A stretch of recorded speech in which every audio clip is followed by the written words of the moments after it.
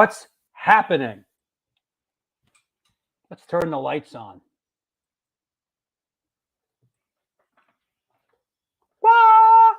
What's going on? God damn. Time for another show. Just you and me, my friend. This is the New York Hardcore Chronicles Live. Yes, it is. That said, what's going on? Paulie Park Chops. What's up, man? Let there be light is right. Yo, RS70. Big props start out today for RS70. He is the first person that got behind me and believed in me for the Finders Keepers script. That's right. You're going to be hearing more about this. Finders Keepers. It's my dramatic film that we're going to be doing. We are going to be doing. What's up? Hey, what's happening, Robbie? Good to see you, man. Darren, good. Good to see everybody. Going to have an interesting show today. Have a lot of our friends going to come marching through the show. Who's going to be on the show today? Let's see. You know what? Let's keep some of it a surprise. But a lot of our friends, some old ones, some new ones. It's going to be great. It's going to be great. Believe me when I tell you. Right? What else going on? Is that right? You're on your way to see Anthrax and Exodus. Yo, I saw them the other night. I enjoyed Exodus. I suffered through Black fucking Label Society. An hour and 15 minutes of that. It's like a buzzkill. Like basically, by the time Exodus is done and Anthrax comes on, it's 2 hours. And you're just like this. It's fucking Zach Wild's like, wiggly, wiggly, wiggly, wiggly, wiggly, wiggly, wiggly. It's like you just want to fucking shoot yourself in the head, bro. Call me old-fashioned. I don't know. But I thought Exodus was great. Anthrax was great. You know. Hey, Larry the Hunter, what's up? Yo, Egbo. Fabrizio, been a minute. How are you, buddy? Debo the Pro. Come on now, New York Hardcore Comics. You know, knock it off. Yeah, right? I tell you, man, I kind of, listen, you know, I'm as down as anybody for a guitar solo. You know what I mean? I'm like, you know, I'm from that generation. I love guitar solos. But, yo, that shit is just like, come on, man. You know what? This is my response to this. It's that. You know what this is? This is the New York Hardcore mango. Fucking coming at you, Zach Wild. Like God. Wiggly, wiggly, wiggly. Hey, Gertie, what's up? How are you? Did you find Exodus to be heavy live? Yeah, I guess. I mean, it's like some thrash shit, you know? I mean, it's like some dated thrash shit. But you know, I like it. It's okay. I enjoyed it. Yo, Gary Holt. It's Gary Holt. Mango Tango. Mango Tango. Right on. All right. People got a little sense. Hold on. I'm downloading some other shit for the show. Hey, fucking Paris, man. If you're watching the show right now, you know I'm doing the show. So as you're sending me stuff for the show, I'm actually doing the show. Anyway, that said, is that right? Me and my friends once got ejected from a Clutch show for launching a non-bread at them. Okay. Yo, funny you should ask. The Hot Tuna show is Wednesday. Yo, and I can't wait. Fucking stoked. This Wednesday is the Hot Tuna show. So come on now. Speaking of Hot Tuna, what's Yo, Egbo. Yo, Egbo. What's happening? Nothing. That's our first Wednesday show in like 2 weeks. I know, man. You know what? It's been interesting because you pointed something out. 2 years ago. Yeah. We did the 100th show 2 years ago. Yeah. This week, 2 weeks ago. Yeah. This week. And I looked up when the first show was. It was April 8th. So we have a show April 9th. So April 8th is a 3-year anniversary of this fucking show. That's amazing. It's bananas. It's mantastic. It's Mango Tango. You know? Wow. So that said, you know. This is cool. You know what? I like the whole premise of today. I think this is great. We're getting a lot of our friends involved, and you know were what? where, Bunny? You were where? I was there. Where were you? Here. You know? Hey, BTP. There he is. BTP. Did you ever see Ted Nugent? Big Tony Palmer. Have I ever seen Ted Nugent? If I remember correctly, I did see Ted Nugent open for Aerosmith at Madison Square Garden on the Done with Mirrors tour. When Aerosmith did kind of like their comeback, like not when they exploded, but when they came back and did Done with Mirrors. Yep. The big comeback was the following album, Permanent That's right. Vacation. Yeah. Done with Mirrors. Do the talking. Yeah. Which actually was originally on the Joe Perry Project album. That's right. So anyway, let's talk about, instead of photo of the day, we decided to do something a little bit different today. So let's call this, this is called, this is actually could be a cool thing that we could do. This is Stub of the day. And in this case, this is Stubs of the day, brought to you by Steven Messina. This is Stubs of the day. And interestingly enough, why don't you tell us what we have here? Well, we're looking at actually a place we talk about constantly on this show. If you grew up on Long Island, Sundance, or affectionately enough, Scum Dance. And this is 1987 and 88 here. And we had to touch on both of these. Obviously, the Crumbsuckers, one of my first hardcore bands that I ever saw back in the day, as well as one of my favorite hardcore bands to this day. And of course, Manowar. Manowar. One of the loudest, yes, with Virgin Steel opening up, and Scorcher, who I don't even remember. Everyone's, this Stub thing's going over big already. Everyone's like, yo, I got Stubs. Oh, but listen, I have books and books of them. And I was going through them and I was like, oh, I have to send the Manowar Stub to Drew. No, and this then is cool. the Crumbsuckers in there. But I remember at the time, in fact, $15 in 1987 that was a pricey ticket. What's spelled wrong? What is spelled wrong, Ray? Manowar spelled wrong? What's spelled? By the way, Ray Hogan is editing my new book, The New York Hardcore Chronicles, Volume 2, 1990 to 1999. So if anybody knows when something's spelled wrong, I'm trying to see what's spelled wrong. What is spelled wrong? Manowar. That's how they spell it. Yeah. Crumbsuckers is right. I don't know. But the Crumbsuckers is probably Steel. He says Steel, Virgin Steel. Oh, he's right. He's right. They used to have the E on the end. You are correct, Ray Hogan. That's it. And for your prize is, Ray Hogan, the mango. New York Hardcore Mango. Mango Tango.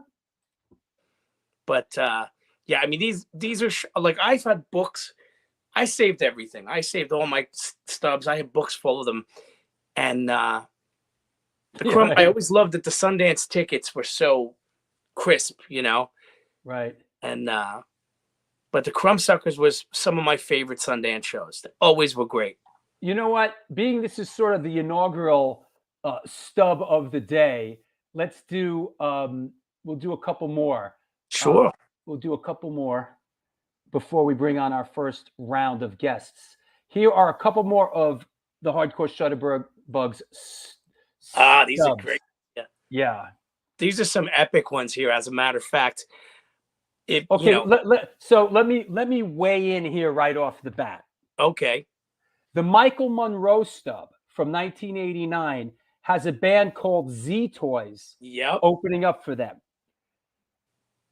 The executive producer of the Michael Alago film, who the fuck is that guy, The Fabulous Journey of Michael Alago, was a guy named Peter Spyrer. He was the guitar player in Z Toys, and that's how I met him back in the day when I was in Antidote and we were doing the rock thing and doing the rock circuit in around '89, and he was in Z Toys. We crossed paths. We became friends. Later on, he directed the propane video, the first propane video, Pound for a Pound. Which I was the assistant director, and then later on, he got involved with the Ilago film.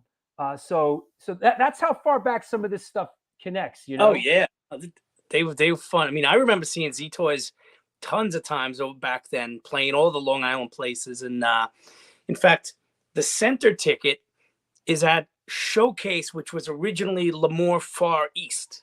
Right. And it's in a tiny little strip mall around the block from my house. And Iggy Pop played there. And it was on the Instinct tour, which had Andy McCoy from Hanoi Rocks on guitar. That's right. Coincidentally, with Michael Monroe here.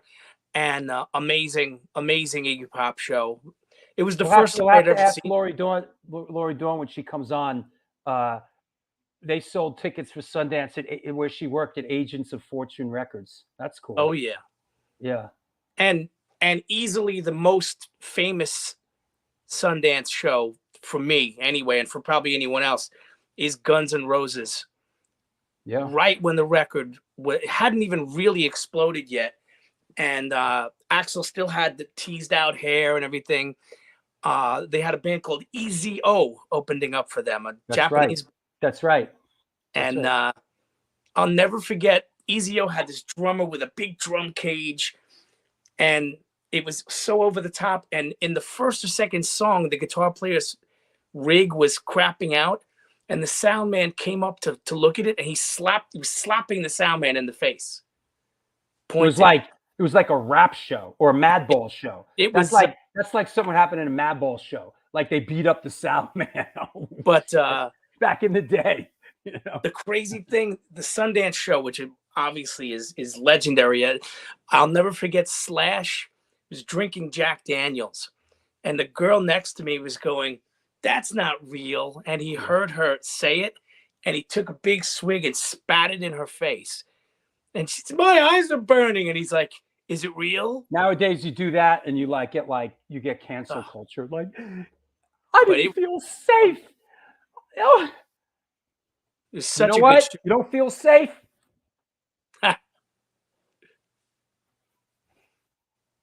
Mang. Yeah, mang. All right. Here's an interesting question. You know, I don't know if I have an answer to this. Drew, what was the first music video you were associated with? That's interesting, man. It's hard to say. What was like the first? God, I mean, associated with as in what? Like, you know, I was a PA, a production assistant on a lot of early, you know, hip hop videos. I was a stage manager on a film stage, so that I was the stage manager at Riverview Studio for Jazzy Jeff and the Fresh Prince. Parents Don't Understand. I was a stage manager at 3G's for Salt and Pepper Shoop Shoop. So Who knows? No. Agnostic Front Gotta Go was years later, man. I directed that. That was years later, you know. So anyway, let me get cracking here. We got a lot of guests. Let's do it. All right, don't get yourself in trouble out there. I'll do what I can. Yo, shouting out Al Baril Misfits video. Yeah.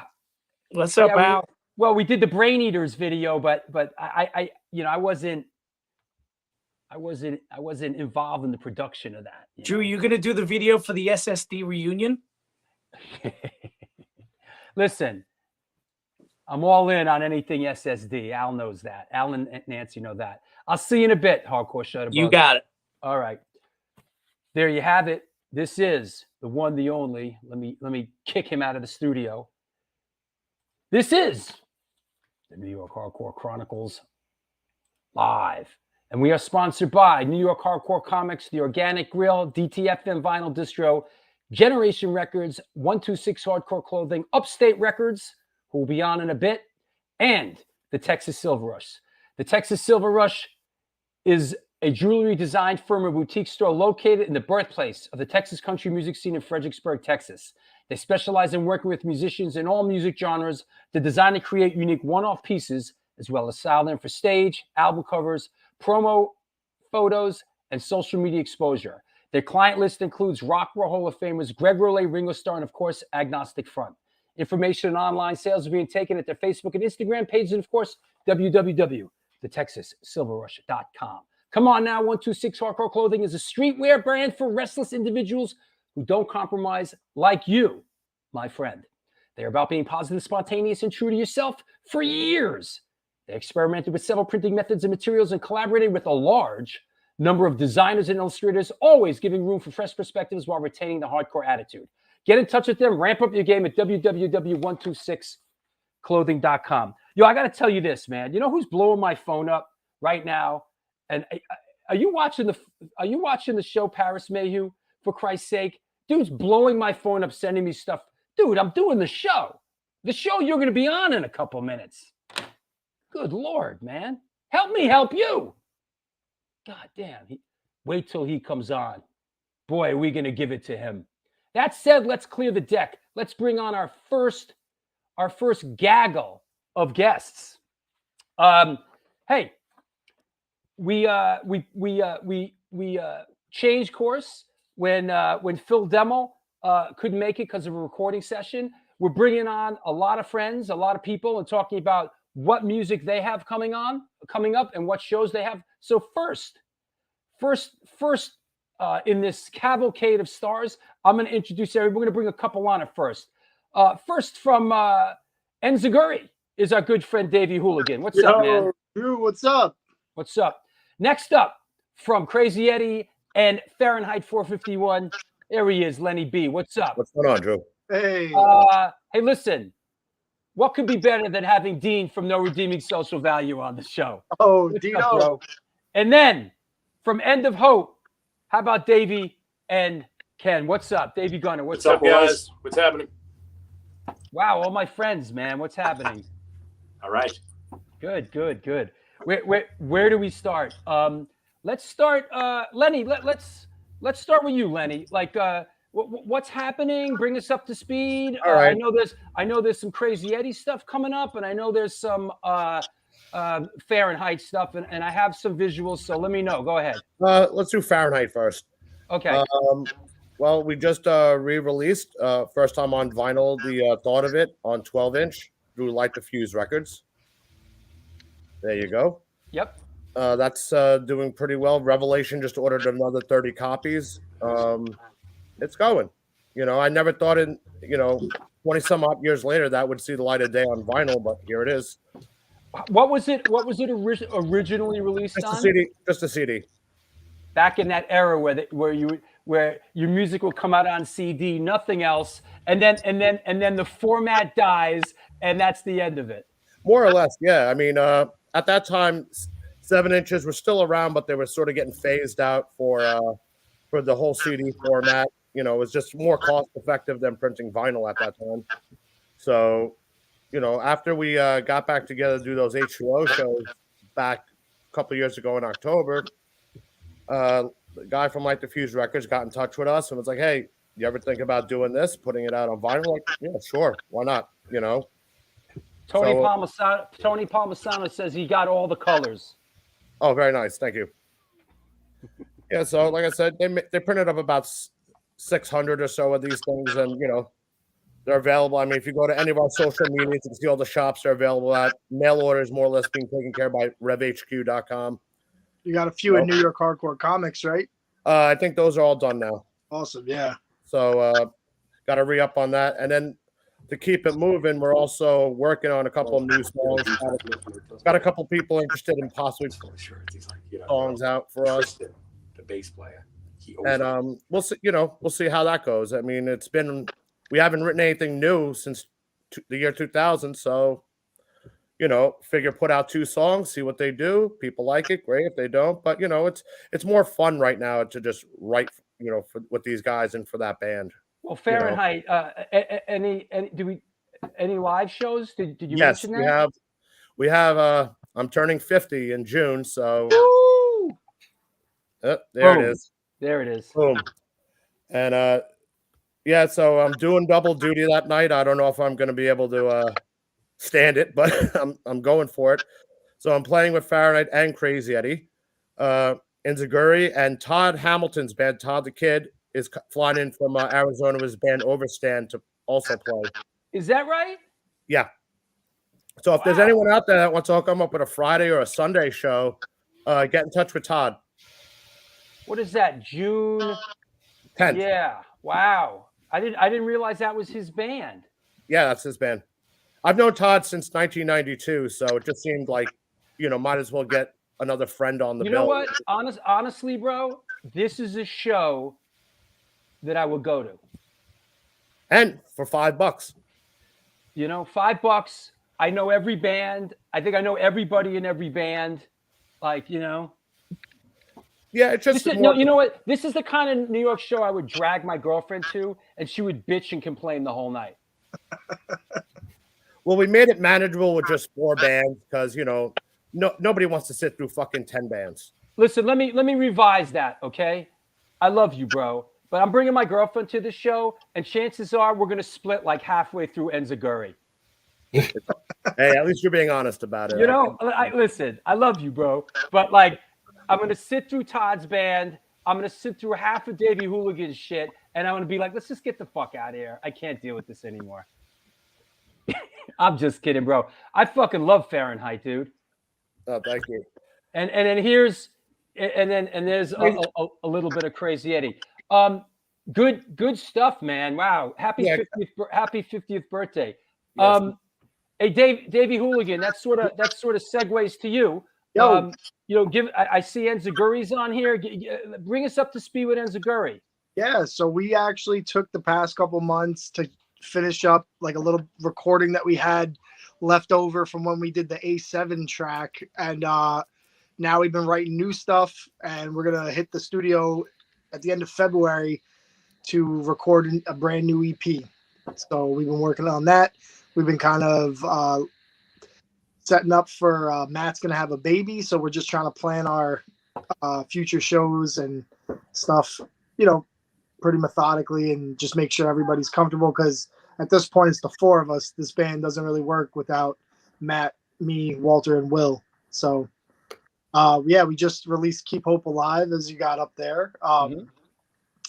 We started playing the song. It's actually an older song from our first EP, but nobody but me was in the band on that EP, and the EP's kind of out of print at this point. So we brought this song up. It was time to update it and sort of in a contemporary fashion. Exactly. Like throughout the whole pandemic, we were playing a lot of the outdoor shows with Rebelmatic, and this is actually taken from that street on Messerol in Brooklyn. And Walter really loved it, and he's like, dude, this is the song title. We've recorded this. Why don't we just use this? So that's how we got this. He put it together. It was kind of a passion project for him, and it was a song that I felt I liked a lot from the first EP, but didn't get a lot of love just because that EP just kind of came and went. But it's cool to put out this as like a single, and then also announce that later on this year we're gonna have more new stuff coming. So we're just trying to be studio rats for a little while, and then we have the 2-Man Advantage show March 5th. That's gonna be our first show of 2023. We're hoping to do a lot of out-of-state stuff, but we got this show, and we've got Lenny's 50th birthday lined up. So those are our 2 New York shows for now. Yeah, this is one of our Back to the New York Hardcore Roots series shows at the Barry Electric, free all ages. 2-Man Advantage, first New York City show in 5 years. Enziguri, Fuck It, I Quit, Non-Residents, and Iconicide. And I just want to remind everybody while we're here, actually, this kind of segues into our next bunch of dudes. So I'll just wait to bring them on. But hey, Davey, hey Ken, what's happening? Hey, what's up, man? How are you guys? Keep Hope Alive to End of Hope. Right. I love you, Davey. Yeah, Davey, that's awesome. Keep Hope Alive, brother. My man. Hey, are you guys? Wait, is that Astoria Soundworks? It is. Yeah. What room is that? We're standing in room 7, but we're just in here to keep things quiet so we can talk to you. Yeah. What do you guys have like a favorite room over there? Oh yeah, 11. it's 11. 11. Really? 11's the room. It goes to 11. We're addicted to room A. All right, that's good. That's a big room. Yeah, we go to the biggest room now. That's like the rooms like it used to be like at Roxy back over there. Yeah, right. Roxy rehearsals. Yeah. So what's going on with you, Davey? Bring us up to speed. Lots of good stuff, man. We got the show coming up, obviously, with you next week. We're excited that First show of the year? First show of the year. First show of the year. And we've been spending all like the year and a half, recording and getting this new record that's coming out. March 14th. March 14th. So first single, Seed and Decision's out now. You can hear that. Yeah, that's Just about anywhere. Very different. We're changing a lot of things up. We're pushing the boundaries on stuff. So Is that right? Like changing, you guys are changing it up. That should be interesting. Absolutely. We're wait, let me push ask the you boundaries on what folks consider hardcore and what folks consider heavy music. You know us, we're a little different. Have you? Let me ask you a question. Have you changed your tuning? No. Okay. That we have. Good. No, I'm glad. So yeah, Seed and Decision out. Go listen to it wherever you listen to music, and then Fastball, second single coming out February 17th. So, and when you hear those two songs, they're gonna be like bookends. You're gonna hear those two, and you'll be like, everything else is gonna fall in between those two songs. That's gonna give you the flavor. And I'm then looking forward to it. Yep, new album March 14th. We're so damn excited for everybody to hear this album. We've been sitting on it for a while. We didn't want to put it out in the middle of the pandemic, and have it just kind of nobody hear it. So we're real excited for folks to finally hear what we got cooked up. That's awesome. I know you guys put in a lot of hard work in the studio, and you guys are like studio rats, and you like, you like things to be, what's the great line? Just exactly perfect, Yep. Yeah. It's got to sound big and wide too. So. And I'm super excited that a week from today we have this show. We took a month off at the Bowery Electric, and shut down. I've been after them a long time to play. Scandato is flying up from Florida. Awesome. This is a great bill. Shut down, Kings Never Die, ID, End of Hope, and India Vid. This is going to be a banger, man. We're so excited for that gig. Very We can't excited. fucking wait. It's going to be good. Excited. Cool. That said, let's keep it moving. I want to intro the next guy with a little bit of this. From the village of Queens, woke up in New Jersey, I'm drunk on shrooms and way past 30. We're here for the party, for the beer and the women. It's a malt liquor mission at a straight edge reunion. I keep on dancing till I'm out of commission. Screaming really loud, but they really don't listen. It's a skunk funk, drunk punk. What is happening? I'm talking about Dean. Yo, Dean. Yo, thanks. That's a good intro. I like it. Thanks. What's happening, buddy? Let me move you over a little bit. What's going on here? Are you broadening your horizons? Yeah, I'm going solo now. I'm looking to lose those other chumps. It's a new year, man. We got to branch out. Everybody's got to move forward and stuff. So, no redeeming is always a thing, but I'm trying to do some stuff with some friends. West Nile asked me to be on this track. So as a guest, myself and Greg from Razor Blade Hand Grenade. And, it's out there. Everybody should go to the West Nile YouTube page. Please, if you like it, that's cool. If you don't, keep moving. And if you dig it, please share it with your friends. And who exactly is, hold on, let me throw a little more. Tradition. Thank you for joining us on this. It's a pretty cool video, actually. It's a lot of work went into this thing. Thanks. Yeah, we had a lot of fun with it. We got together. We just wanted to write a fun song and make a fun party track. And then we decided we liked the track, so we figured, let's make a video out of it. And we all put our bald heads together, and this is what we came up with on one afternoon. So it was fun. Excellent. Also, tell us about what's going on here. Wow, what's going on there? That's going to be a real knuckle dragger. Look at the goons on this get together. I mean, Slapshot, Sheer Terror, No Redeeming Social Value. We got The Last Stand and The Stress. Amityville Music Hall. That's on at the jewel of Long Island, Amityville, right? Yes. Oh yeah, it's quite a town. Yeah, Friday, March the 24th. We'll be over there. Tickets are on sale now. You can go to liecc.com.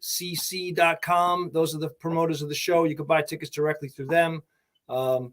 Yeah, we're looking forward to this one. It should be good. You know, big Slapshot, Sheer Terror fans. So kind of, you know what? This is kind of a great show. Yeah, it's going to be good, man. It's definitely going to be good. I might have to take the trip out. You know what, though? I could probably say with a straight face, if I do take the trip out, like I'd probably be able to see you play. All right. Well, please. Because I'd like bail out. I see it, Lenny. I'll bail out. I'd bail out before the problem with shows out at that place is they go on so late, and then I got to drive back all the way out from Long Island home. I believe this one will be over by 11:30 or midnight for sure. And there's a train station right there. You know, you could always hop the train, or you know what I'm saying. Train station. You know, sleep in the train station. That's what we used to do back in the day. You think I'm a teenager still, bro? I have a car, bro. I'll drive. Amityville is safe, man. It's all good. Hold on. Let me. That's our first and only show of the year so far. So, right. That's awesome. Lenny, what were you showing me? Oh, the Crazy Eddie show at the Barry Electric. Oh, you're talking about this Crazy Eddie show. There you go. On Sunday, April 30th. Back to the New York local roots at the Bowery Electric. If it's free, it's for me, all ages. With Go, first New York show in 300 years. Crazy Eddie, Down Low, Crippled Urn, and Chum Huffer. Yeah, it's going to be fun. I was actually really excited to play with Go. I used to love them back in the day. On the boxes and just to tie in, we're also recording a new Crazy Eddie 7-inch with Andy Guida. That's going to be done soon. Come out on Rockin' Rex Records. It's funny on what records? Rockin' Rex Records.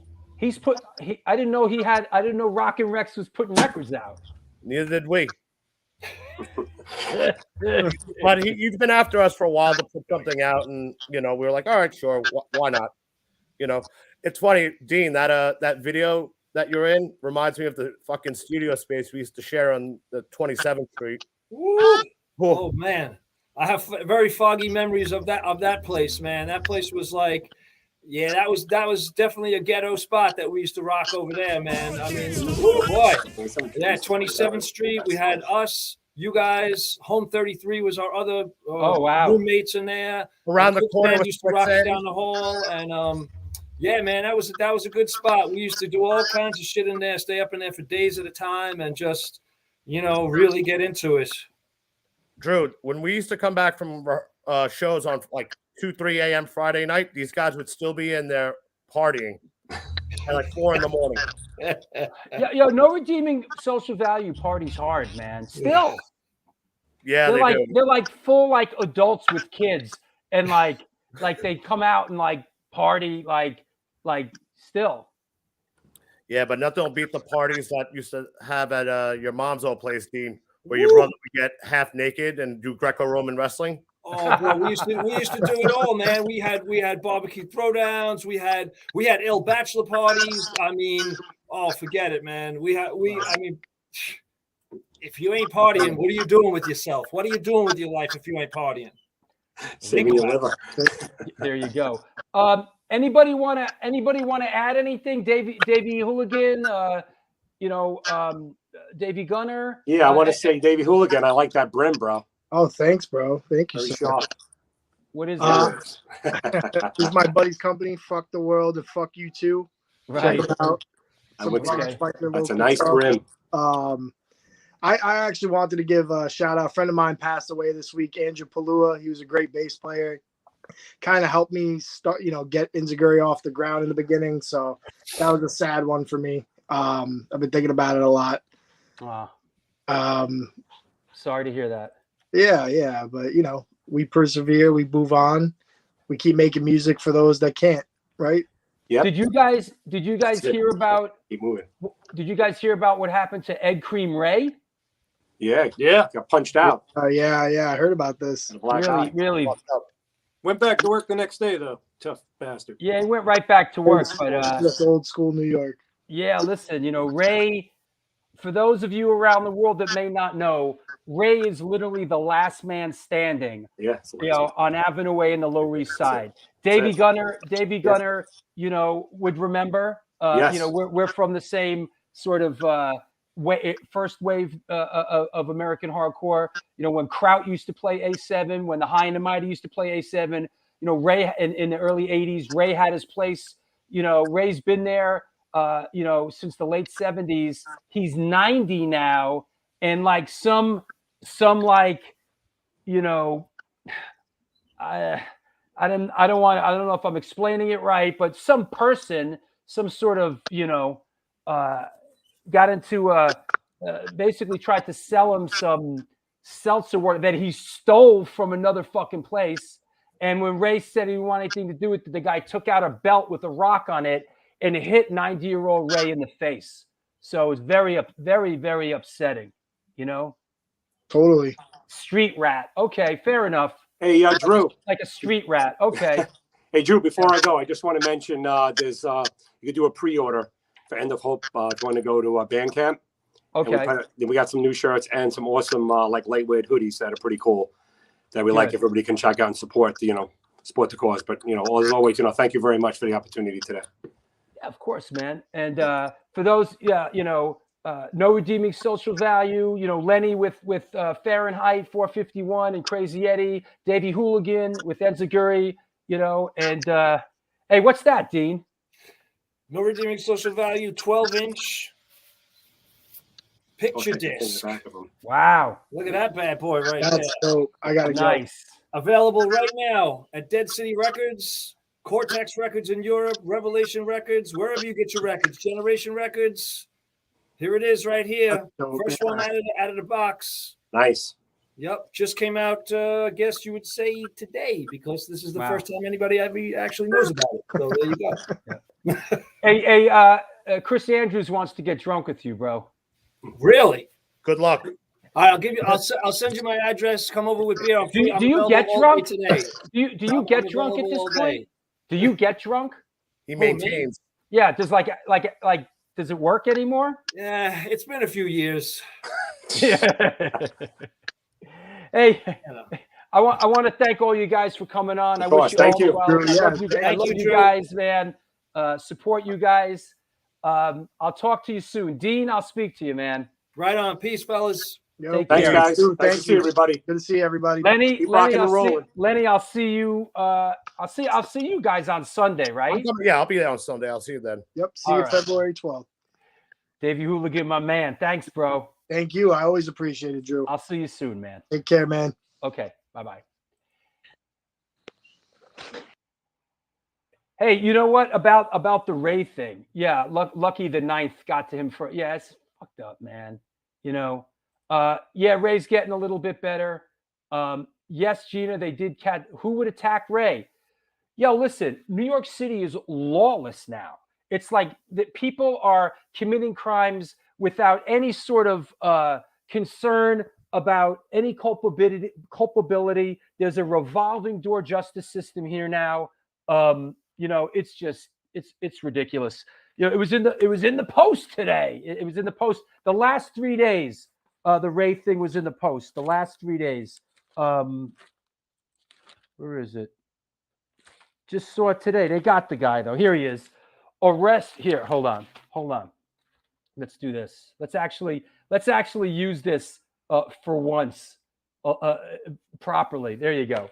So you see that at the bottom? Arrests Sweet Justice for elderly candy store owner, man. They got that dude. But you know what? It's fucked, man.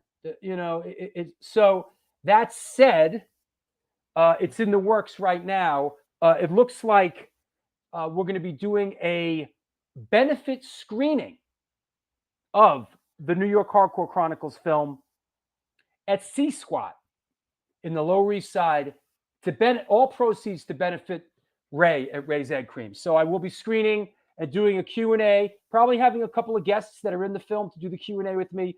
It will be announced a benefit screening of the New York Hardcore Chronicles film with all proceeds going to Egg Cream Ray.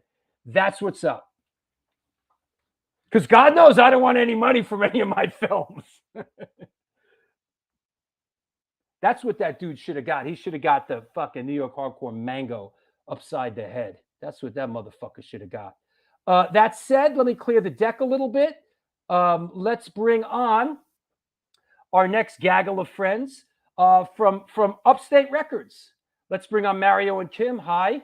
Hey, what's going on? What's up, Drew? How's it going? How's the weather up there, kids? Better than yesterday. Yo, it was cold. It was cold down here, It was man. brutal yesterday. It got to be like negative 20. And let's bring on our friends from Women of the Pit. I'm talking about Lori Dawn and Gina Marie. Hello. Hey, lady. You know, it was so cold. It was so cold the other day. My girlfriend had to go to work, and she had a complete meltdown and started crying. And I don't blame her. Just like a complete, just started like hysterically crying. I was like, Yeah, it was like, pull yourself together, woman. You know? Yeah, when it's that cold outside, nobody wants to be out there. Yeah, No way. that was bad. And it was really windy up here too. Yeah. Yep, absolutely. Yeah, we're talking about doing that benefit for I got to screen the film for Ray, man. That's so fucked up, man.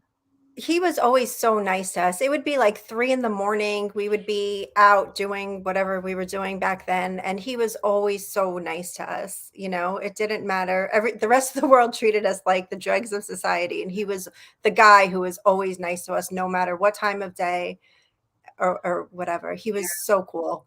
I want to tell you something interesting about Ray that I remember from back in the day. That when we used to go in there, it was more, you know, back then they used to have, like, I'm talking in like, you know, 1982, right? When you go in there, they'd have magazines and stuff.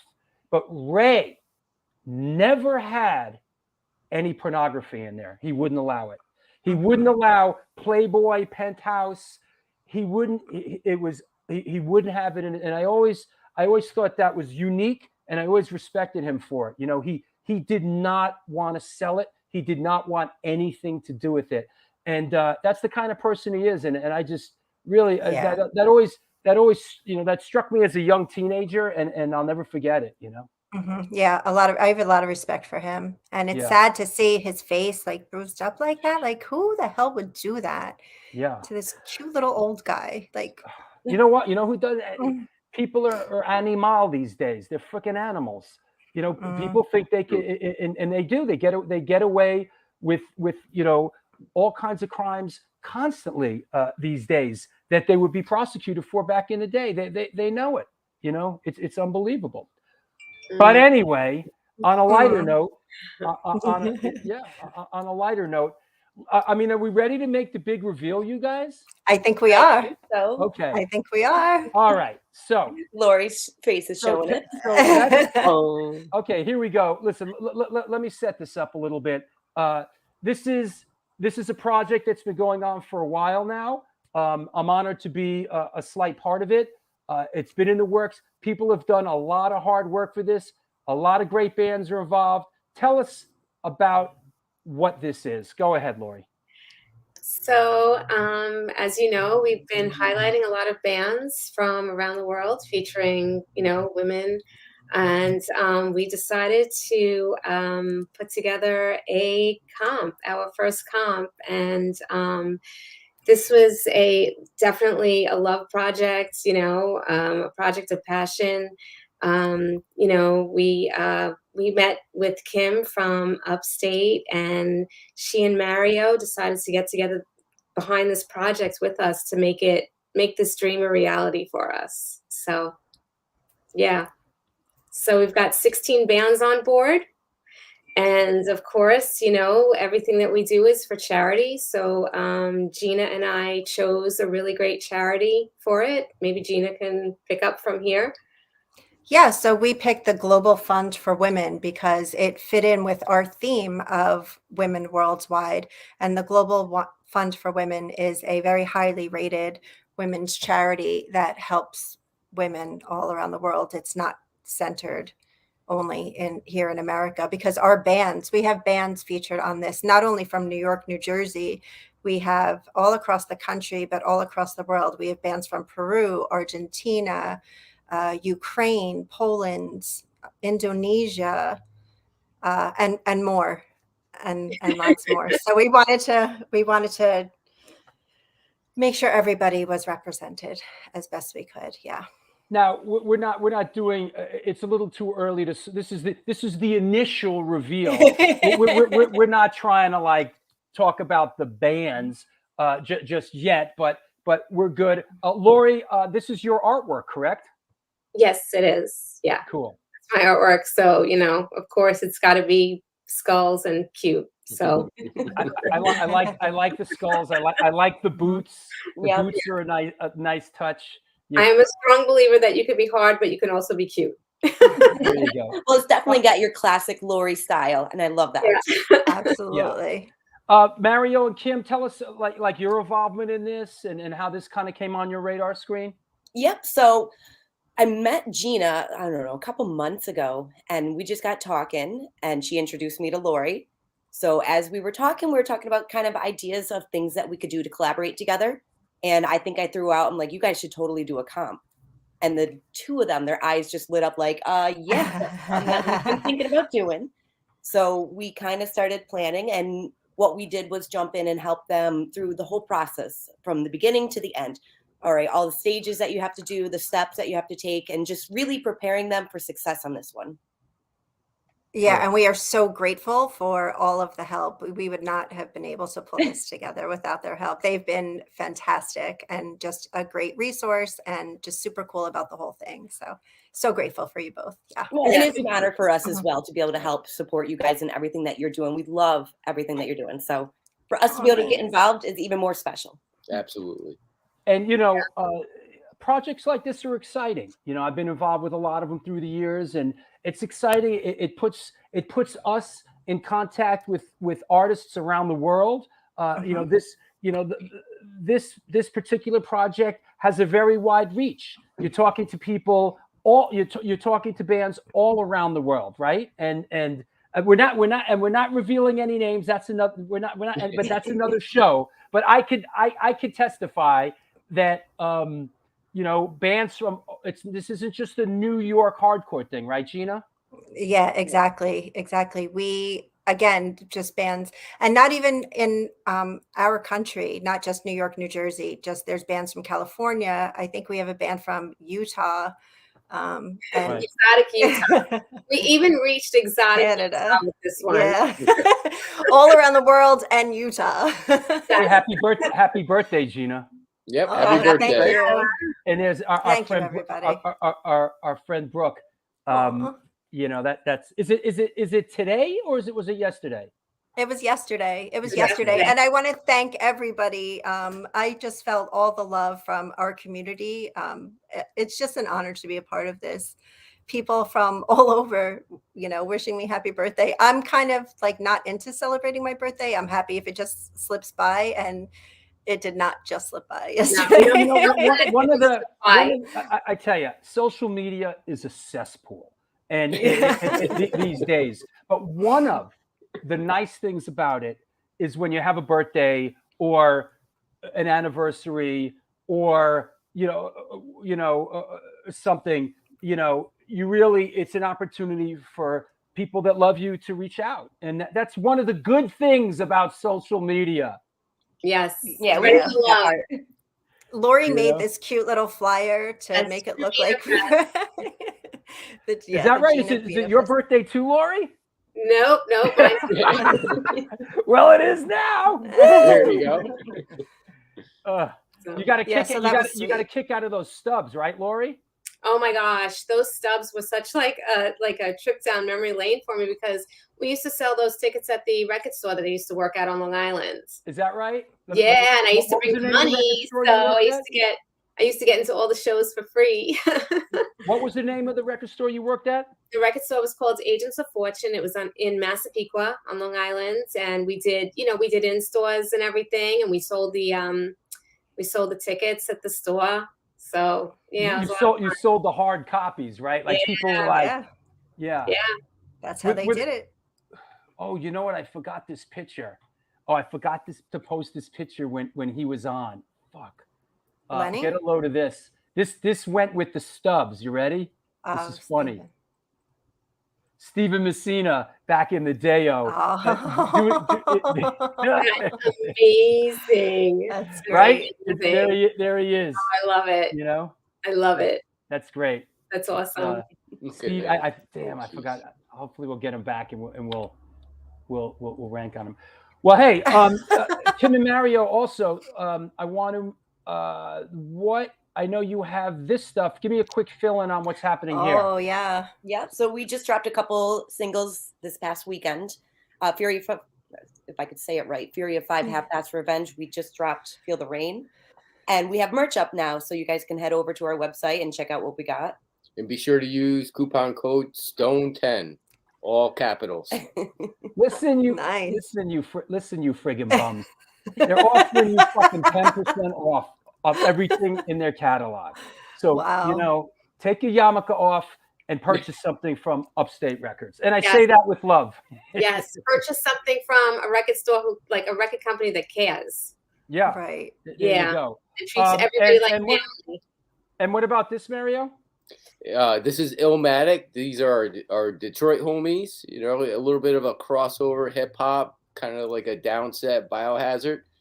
They dropped their new single, Rat Traps, on Friday, which also kicked off their pre-order. So once again, everything on the store, use coupon code STONE10 at checkout, and please support these bands. You know, this is one band that's up and coming and really trying to make a name for themselves and get out there.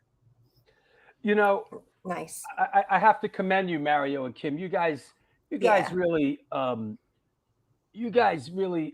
help to expose a lot of these bands that really that have found a home with you, and that's really great. You know, it's great that you guys do it because you love it. You know, you're Absolutely. not you know, you do it because you love it. I know that this isn't some big money venture for you. You're not some like you don't operate like a traditional record company. You really do it because you love it, and I think that's part of the reason why so many of these artists gravitate to you.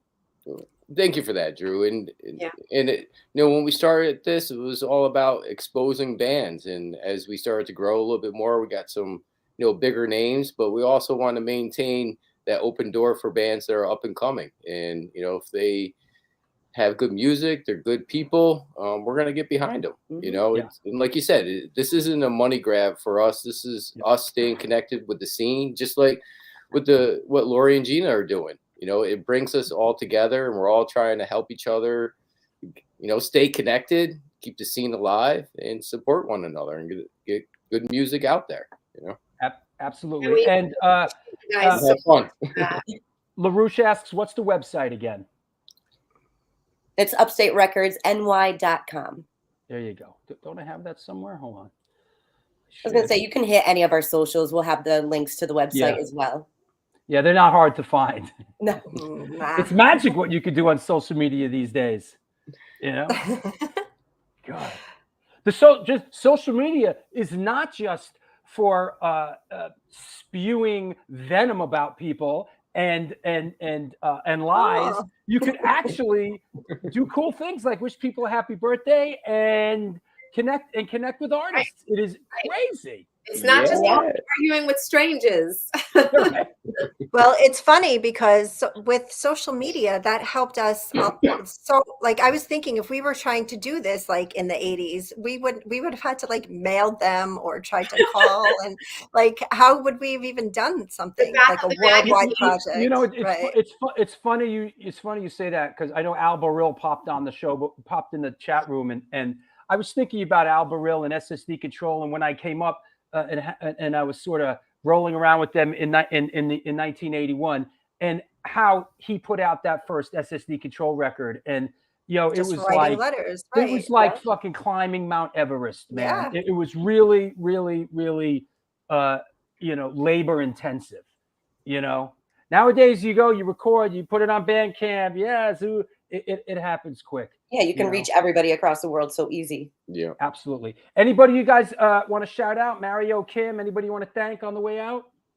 Sure. We shout out Women of the Pit and Definitely. Drew. Huge shout out to you guys. Thank you all. You're so cute. Thank you. Gina, happy birthday, Gina. Thank you. Yeah, well, I'm going to shout out Mario and Kim. And again, thank you everyone who took the time out to wish me a happy birthday yesterday. It really was special for me. So thanks. And thank you again, Drew, for giving us the opportunity to put our stuff out there. Like, this is a great platform for making people aware of what's going on the street. And just, I am very excited about this. Yeah. And I'm excited to be a part of it. And it's volume one. Volume one. The teaser? Is there a volume 2 coming? I'm excited to see this come to fruition, and we'll do like a release show, and we'll have some of the bands play, and we'll do some cool stuff. Lori, you want to shout anybody out? Because we got more coming with this.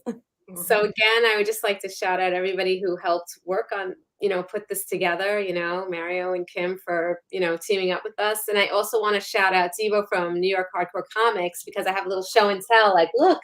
Oh. Wow. So, yeah. What color is it? What color is the vinyl? So actually, I just got the black one. So okay. I guess they ran out of the color copies. All right. But that's okay. It's okay. And I see great. Eddie in the comments too. Eddie actually helped us grab a band from out there in California. So thank you, Eddie. It's a group project. Eddie. We couldn't do this alone. Absolutely. Eddie's a one-man PR firm. Eddie's the best. Yeah, look at this. Support Lori's on ceramics. Mario and Kim, I'll see you guys soon. Thank you. Take care. Thank you. Thank you, Drew. All right, Take care, Lori. Take care, Thank Gina. Bye. Bye. Gina and Lori, I'll see you guys. Thank you so bye. much. Okay. Well, there you have it. This is the New York Hardcore Chronicles Live. We are sponsored by New York Hardcore Comics, The Organic Grill, the Texas Silver Rush, DTFN Vinyl Distro, Generation Records, 126 Hardcore Clothing, and Upstate Records. Yes, Al Baril says, I'm still here. Great show. Boxing up hats and guitar picks as we speak, as I watch the show. Al, I interacted with your wife Nancy. I know the SSD Control book is coming along, and I hear good things about it. I was just thinking about sort of my work ethic, and a lot of my work ethic was directly influenced by those early days of SSD Control, and seeing how you methodically and we just did it ourselves, man. We just figured it out. We want to play. This is the place. How do we get a permit? Make fly. Like it was. You can do it. That was my big takeaway. You can do it, and everyone still can. But back then, man, it was really labor intensive. It was like, you can do it, but man, it's gonna take a lot of work. Absolutely. Absolutely. Yeah. And God, go pick up the records and God, all that stuff, man. It was intense, man. And getting a record printed wasn't easy back then. I mean, you had to put up all, it was tough. Next up on the Cavalcade of Stars, the New York Hardcore Chronicles Live, I want to bring a friend on who it's his first time on the show, but he is a big supporter of the show, big supporter of mine, and a big supporter of music in New York City. He has a production company that he does shows with called Authentic Productions NYC. I'm talking about Mr. Jorge Rodriguez. Hey, man. Hey, what's up, Drew? How's it going? How are you, buddy? Good. Yeah. Good. You finally made it. You finally made it on, man. Yeah, finally. I had to run this morning to get here to New York to get to the show. Where are you? Where were you, in Philly? Yeah, it's last night they had a huge, huge show, a benefit for Matt Summers. They got the singer of Shark Attack. It was like Cold War, Floor Punch, Shark Attack, Raw Brigade, Restraining I Order. didn't hear about this. Is he sick? Did he pass away? No, he got hit in his bike, and they had to do about like his head got injured. Like they opened him up and everything. Whoa, he got hit on his bike? Yeah, he was riding his bike. Holy shit. It was like a big deal. Like he has had 2 brain surgeries. Oh man, I heard nothing about that. Wow. Yeah. But the show was amazing. It was like 800,000 people at least. Where was it? Union Transfer, and Yeah. it was packed. It was over like they went over the capacity for sure. And who played? Well, the headliners was Cold War, and Floor Punch did like a reunion just for that show. Like they're done, Wow. but they were good friends of him. Raw Brigade play, Restraining Order play, Shark Attack with the guy from Terror Up singing, and I don't remember the other bands. There Wow. were a couple more. Oh, Sunstruck open. Okay. Hey, let's talk a little bit about what you've been doing with your company and some of the shows that you have coming up. Mainly, I think this one's on the docket next, right? Tell us a little bit about how you got into this kind of promotion game, and and where your love lies with all this. Well, actually, like I got into promotion 25 years ago in Colombia. Like I started doing a festival, and then I just later on I did two versions. Like it was like 2 days, like at least 15 bands, like in the like 7 and 8 each day. And then I moved here. I did. I was like at ABC No Rio, like, and I did a couple shows there. Then we did like the first Colombian punk band as CBGBs. Like we did the whole tour, and we got to have them 2 years in a row at CBs. And then I moved back to Colombia for a while, and then I came back to New York in 2017, and just tried to get back into doing shows. In 2019, I did it was weird because I thought I was gone, nobody knew me, but it was like I started talking to venues, and it was like I was surprised that after 11 years people knew who I was. Yeah, man. And, when you do when you do good things and you do good work, people remember, and you treat people righteously and justly, they fucking remember you, man. yeah, it was like it was out of my first show back.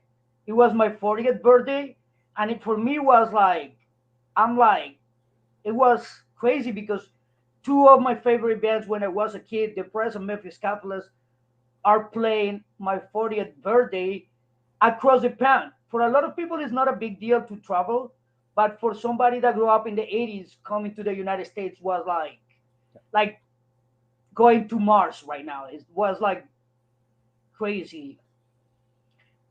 And everything has worked out so far, and I've been starting doing shows. I grew up into mostly like I started with hardcore, but I gravitated away because back in the day it used to be like kind of a lot of right wing people. Like there was a band that used the patriotic take of Agnostic Front to spread the word that was the idea. And this is in Colombia? Yeah, in the 90s. Yeah. And it was then I gravitated more toward oi, ska. I always liked ska. Yeah. And then I did shows there. I always associate you with sort of the oi stuff, the boot boy stuff, the real, that's when I think of your shows, and I see you, it's a lot, that's sort of your thing, Yeah, definitely. And that's why I started again, because I was seeing that like outside of New York, there is a resurgence of bands, Sure. crazy resurgence, like new bands. But in New York was kind of dead. It also is because unfortunately, most people that are working class are going away when they get 18 because they cannot afford.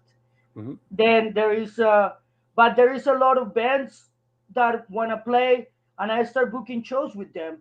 It's a little like in this show, I went a little crazy because it's like, I hope it does well because I have two bands from Montreal. I have a band coming from Texas, and I have a little like one band that plays like rock and soul, more towards like 70s skinhead music, and it's a lot of work, but I love it. Yeah. So this is a 2-day thing. Friday that March 10th and Saturday the 11th at the Brooklyn Monarch, and then you have this banger after this at our beloved Bowery Electric. I see Butterbrain on there, Hub City Stompers, and Mephistopheles, right? Mephistopheles, yeah. Yep. This came out. It's kind of funny because a lot of people, like a lot of like, you're sober and you're doing a 420 show, and I'm like, I do it at bars too. Then what is the difference? And I just like Mephistopheles is being a band that I don't chose. Like the last times the Mephistopheles has been in New York, it has been my choice. Which and they're a great band to work. Hop City Stompers is like they are the ska band for not only ska fans, like hardcore people love them. It's a band from the scene, and Yeah. Butterbrain, well, Aaron is my brother and he's like an amazing musician. Yeah, we love Butterbrain. Kind of like in a certain way, they get a pass. I mean that in a good way. Everybody loves them. They're welcome on any bill. I put them on hardcore bills. You know, you put them on your ska oi bills. They kind of transcend all of genres. You know. What I mean is they show where we come from in some level because a lot Yes. of people, a lot of the ska bands do play with like follow Fishbone, and they were introduced by Fishbone, and Fishbone also with hardcore. They did stuff with Jimmy G, and they're like their influence mainly, and they did a video with Angelo Moore, and then Aaron is like a big part of like you can name a band and he has play on it.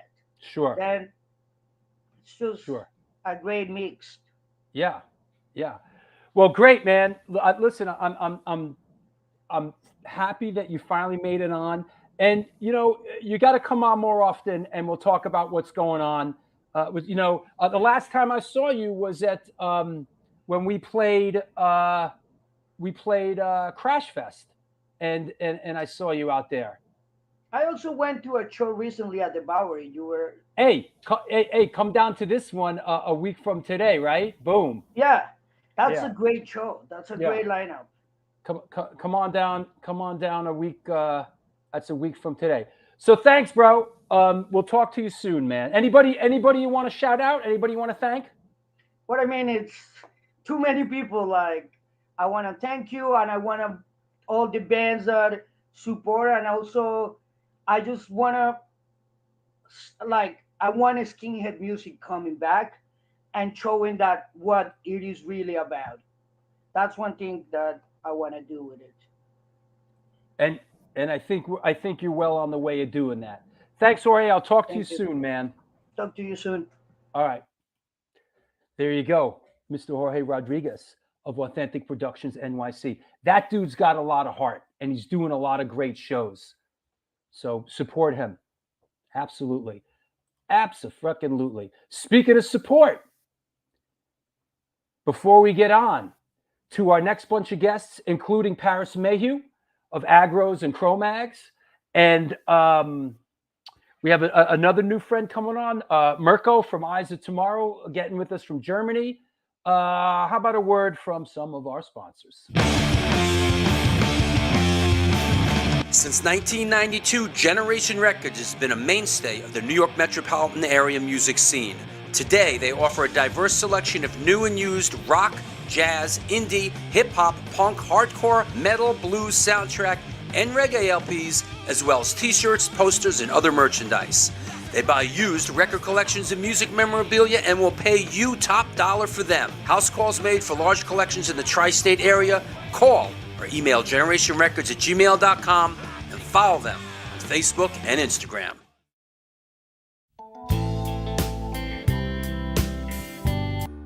Hey guys, Vlad from Organic Grill. As you can see, we're in a new location on West 3rd Street, right by Blue Note and Comedy Central. The place is bigger, kitchen is bigger, we have more varieties, more food. We are looking forward to treat you guys with great dishes. All Hardcore Chronicles, welcome to Organic Grill. We are going to serve all the events as we usually do, and we are happy to see you guys.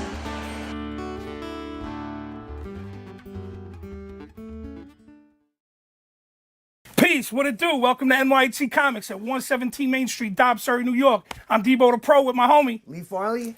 Welcome to the spot.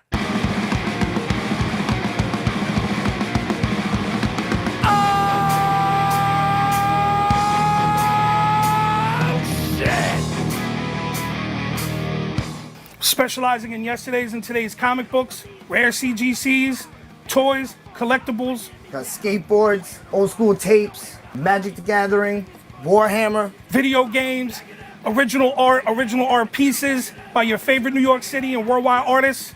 Let's go. Skate decks all day, baby. We also have the young reader section here for like 10 and under. Pops. People love the Pops. Star Wars! We are New York hardcore. We always rep the scene. Let's get it on.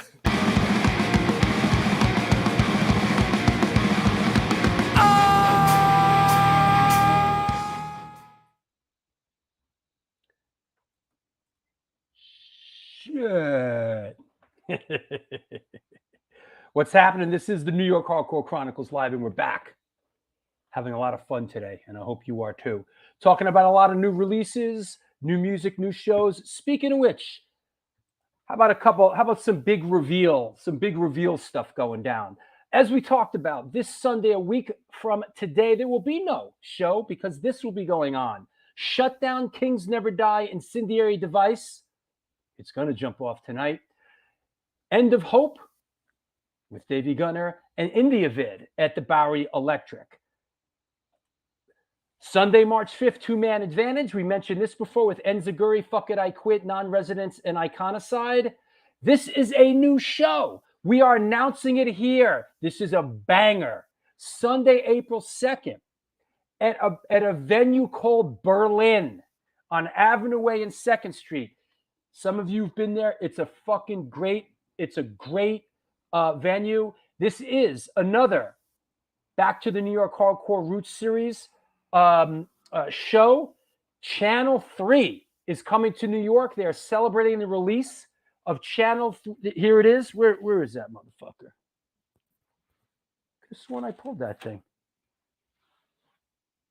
Oh, there it is. Back there. There it is.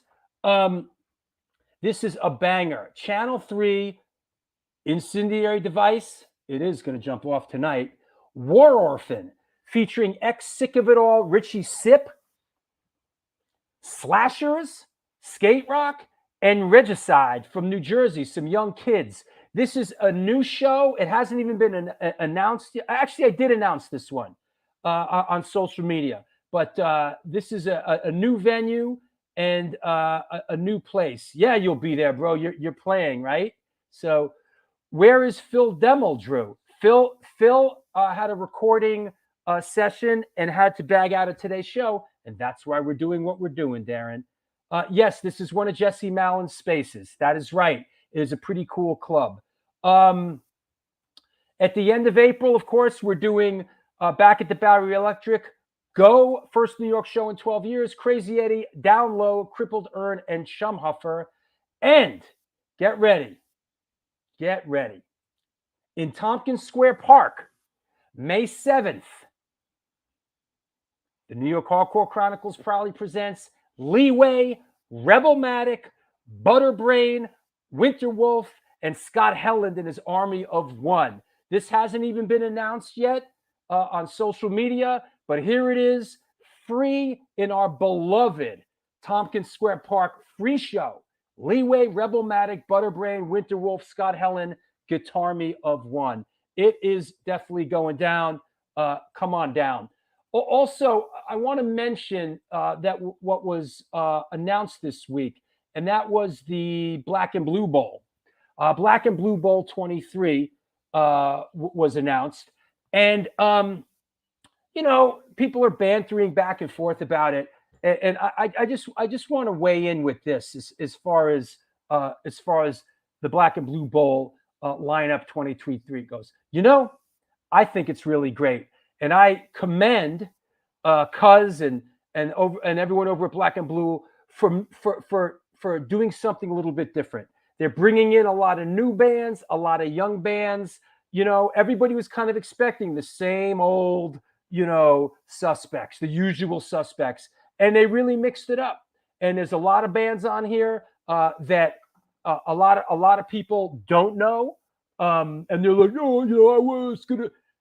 Just because you don't know a young band doesn't mean that they don't have a fan base. It doesn't mean that a lot of people aren't going to see them play. So I really think it's great that they mixed it up. And, Pain of Truth and Death Threat. This is going to be great. So good for Black and Blue. Good for Black and Blue Productions. As far as this show goes, this Wednesday is the beloved Hot Tuna Show. There is no show on Sunday, but a week from Wednesday is Andy Guida. The Sunday after that is Vinny Vitale from Marauder. Then Sunday, February 26th, Dave Dichter from MDC. We got Skeeter, old school DC hardcore represent on Wednesday, March 1st. Filmmaker, and we love when filmmakers come on the show. Danny Garcia will be on March 8th. We hooked a big fish here with Louis Beto, man. Louis Beto from Carnivore and Agnostic Front will be on. That is the show before the big banger, episode number 250 with Lars Fredrickson from Rancid, The Old Firm Casuals, Oxley's Midnight Runners, and even looking beyond show 250. This was announced the other day. Huge influence on the DC hardcore scene. The Slicky Boys, Marshall Keith, and Kim Kane will be on the show talking about their career. So that's finally, it's happening, man. Line them up, and we'll knock them down, John. Right? That's right, Larry Kelly. Yep, Pain of Truth or Killer, absolutely. Yeah. So that said, moving along. I want to introduce you to a new friend of ours. When we decided when Phil Demo couldn't make it on the show, we decided to open it up to people and really I opened it up and got hit with 30 bands and stuff right off the bat. So it was kind of a first come, first serve basis. This gentleman turned up. He has a band called Eyes of Tomorrow. This is Mirko Mick, and he's coming at us from Germany. What's up, man? Hey, everybody. How's it going? How are you? Nice to be here. Yeah, you sound good. You look great. Oh, thank you. It's in my genes. It's my mother. It's from my mother's side. Where are you, man? I'm in the middle of the Ruhrpott. Some of you might know the Ruhrpott area here. Maybe Schalke 04 is my favorite football club. Everyone who's interested in football, it's between.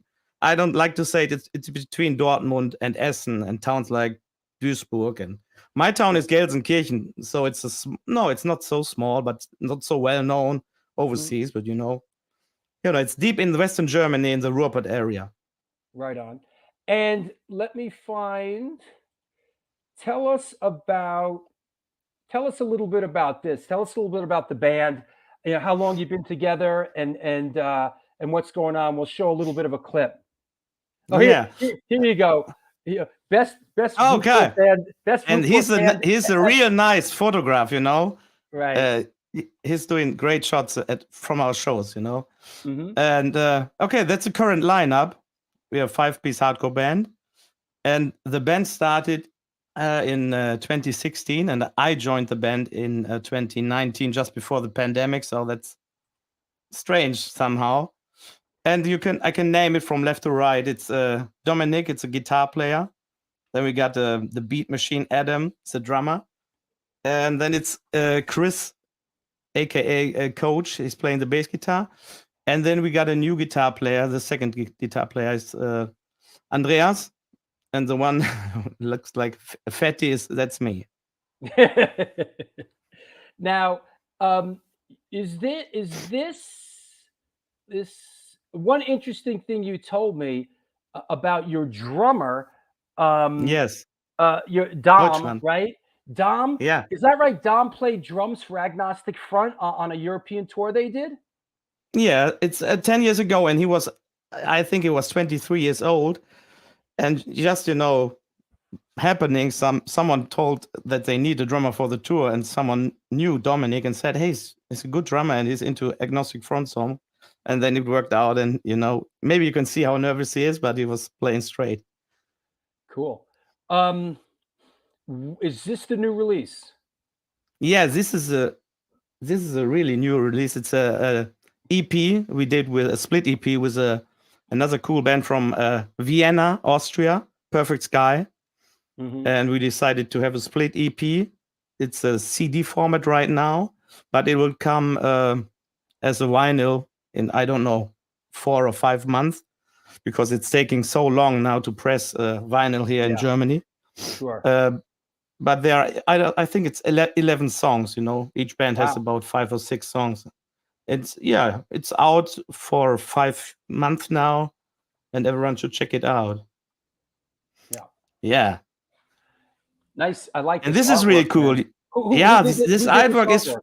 Yeah, this. As you talked about the social media and the globalized world, this is from a guy called Killer Dream Illusion in the Philippines, from the Philippines, and he's like a tattoo artist, and this was the perfect match for the cover of the LP Settle for More, and this was released in 2020 at the end of 19, just before the pandemic. So this is not the best time for releasing vinyl. So you should check out this too, because this is a long player, and I'm really happy with this one.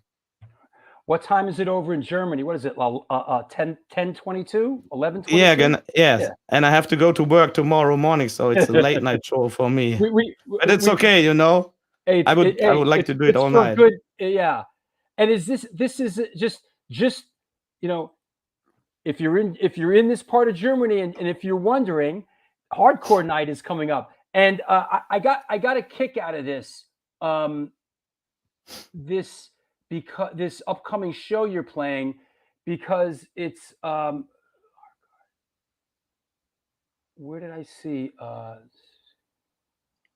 I can't. I love the descriptions of let me see, hold on, of the bands. Yeah, explain what this is, what the show is. Yeah, of course. Okay, we start from top to down, from down to the top. Okay, first we start with a really old school band, Old Virus. It's just from our area, and Oelde, it's not too close to the Ruhrpott area, but it's not far away, so no problem for them to come to Oberhausen. And everyone should check out these guys, because they play really, really nice old school hardcore. And then it's Eyes of Tomorrow. We have a release of that EP, split EP you was just showing. And Biostrom is from northern Germany, friends of ours. So we played a couple of shows and they come down to the Ruhrpott. And Deep is, what is it called? Ruhrpott Hardcore Boy Group, It's a boy group, and it's, of course, boys playing. And in the band Deep, there's playing Pete. He used to play guitar in Born From Pain, He plays some guitar sometimes for Born From Pain. And this is a nice mixture of genres. It's all hardcore kind of, but different styles. So I'm really happy. For 10 euros, you can't go wrong that night. Oh, see? Already people are responding. Yeah. There you go. Yeah, I hope they will show up, because I'm the one doing the show, and I want to have, break even at least. This one, this is the one that caught my eye and kind of gave me a kick. This other Yeah, that's show a nice one. The Demolition Tour 2023, a couple of dates. Perfect Sky is described as trailer park hardcore. I have never heard this term before. What is trailer park hardcore? Neither did I. I didn't know what it is, but trailer park is kind of, they tell us that they live on a trailer park maybe, but they don't. But they like this attitude of living a trailer park, drinking beer, being antisocial, but they are really nice guys from Vienna. I see. But you need an image. You need a kind of image. It's like a genre all to itself. Trailer park is sort of sounds like a little bit like No Redeeming Social Value. Like they drink maybe, a lot, yeah. They're antisocial. Yeah, maybe. They like to fight a little bit. That image, Yes, of course. Interesting. But they are really nice guys and can drink a lot of beer, Yeah. And then you guys are described as Ruhrpott hardcore. Is there like when someone says, it's like, what is the connotation that you're Ruhrpott hardcore? Like, what does that mean? Like, what does that label mean per se? Yeah, good. No, everyone has a different definition, but for me, it's pretty clear, because the Ruhrpott area always is known for, people having their heart on their tongue, It's Ruhrpott is a melting pot, same as New York, So when you see Ruhrpott hardcore, it's always in your face. It's always true from the heart and honest people having fun, So people, when we say we're from the Ruhrpott area, we're from Gelsenkirchen, Duisburg, and these are the poorest cities in Germany. It's our image to say we are from the poorest city in Germany. We live where other people go on holiday too. That's what we make fun of it, So Ruhrpott is true and in your face. Got it. And Alive Inside is youth crew hardcore. I love that. Yeah. Good. Yeah. Yeah. So it's a good mixture. Does that mean they're straight edge?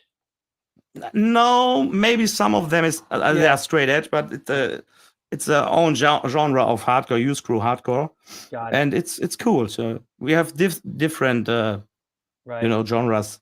So yeah, I got it. Yeah, he says blue collar working class German hardcore. Okay. Hey, when I was managing Marauder back in the day, they did a German tour with the Bosa Uncles, and okay, that was and it was big places, man, and that was wild. That was like the little New York hardcore band I was managing got on that tour, and they were playing arenas in Germany. It was wild. It was strange, wild. and Propane did also a show with the Böse Uncles here in Germany because they invited them at the big festival at Hockenheim with about 100,000 people going there. 2 shows on Friday and Saturday. Sure, that is wild, man. Let me see what else we got on you here.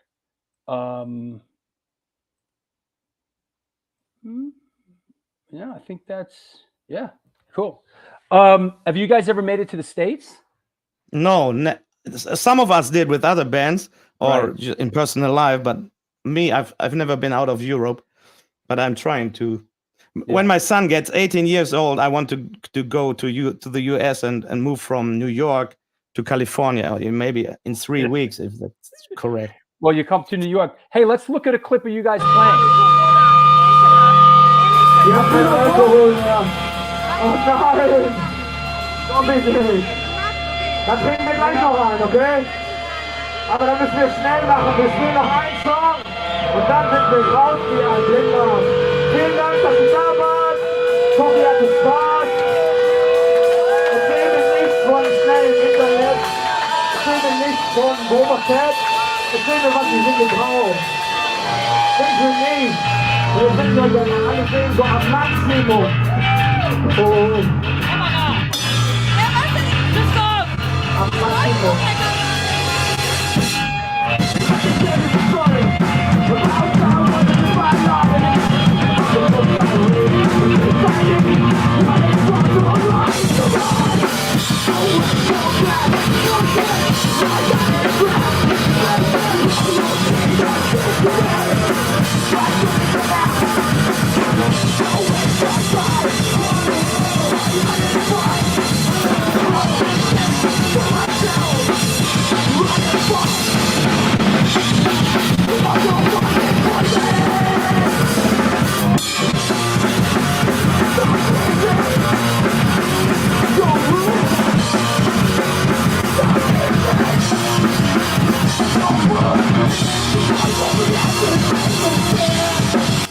So what's happening here?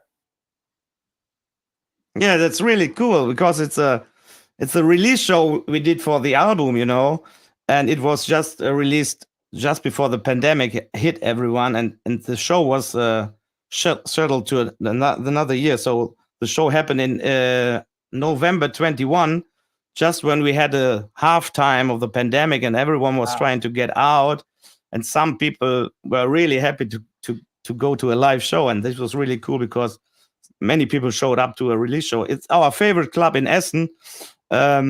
It's called Don't Panic, and that's where I met Sid the Kid, by the way.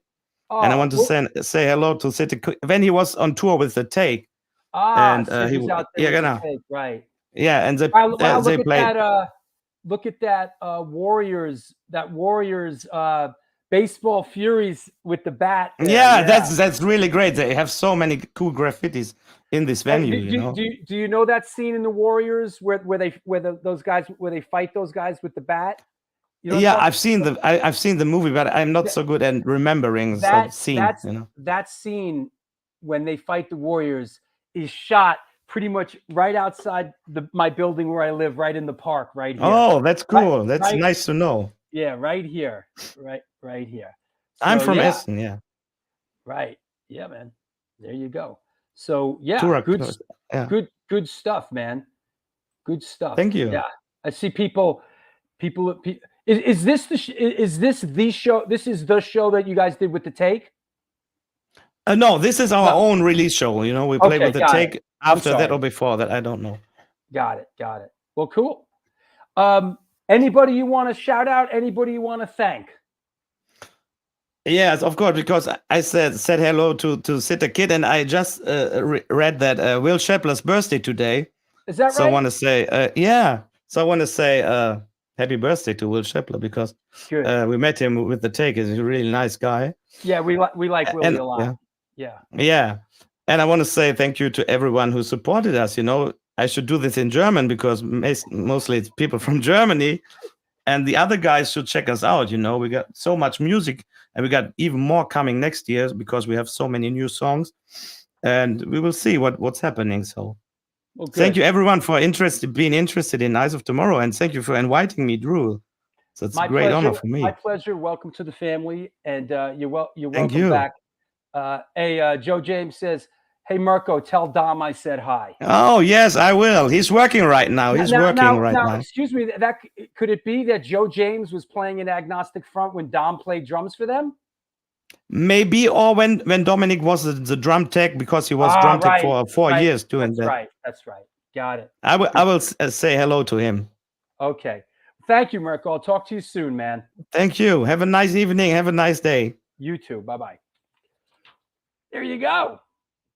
And the cavalcade of stars continues. This is the New York Hardcore Chronicles Live, and we are sponsored by New York Hardcore Comics, The Organic Grill, the Texas Silver Rush, Generation Records, 126 Hardcore Clothing, Upstate Records, and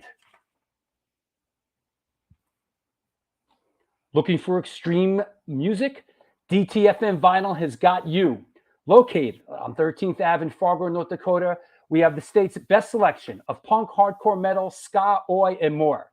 Can't make it in? Shop online from anywhere in the country at www.dtfmvinyldistro.com. DTFM Vinyl, where the policy still is and always will be death to false metal. That said, I think, you know what I didn't mention on the show? Damn, silly me. Please support the show on Patreon.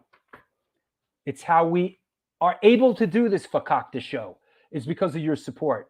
I want to shout out a couple of recent patrons: Andrew Zito, Eric Delasio, Louis Zareski, Lex 2000, Hugh James, and Stefan Sonic. Thank you all for supporting the show. What can I say? Without your support, we wouldn't be here. And all you bums out there that just watch the show and don't contribute and don't support, well, there it is.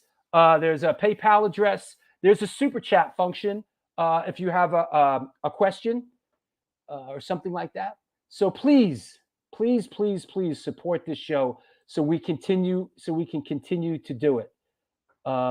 Is that right, Joe James? We spent a week in his studio teaching. So you were in the band when when he went out with you. That's cool. Good stuff.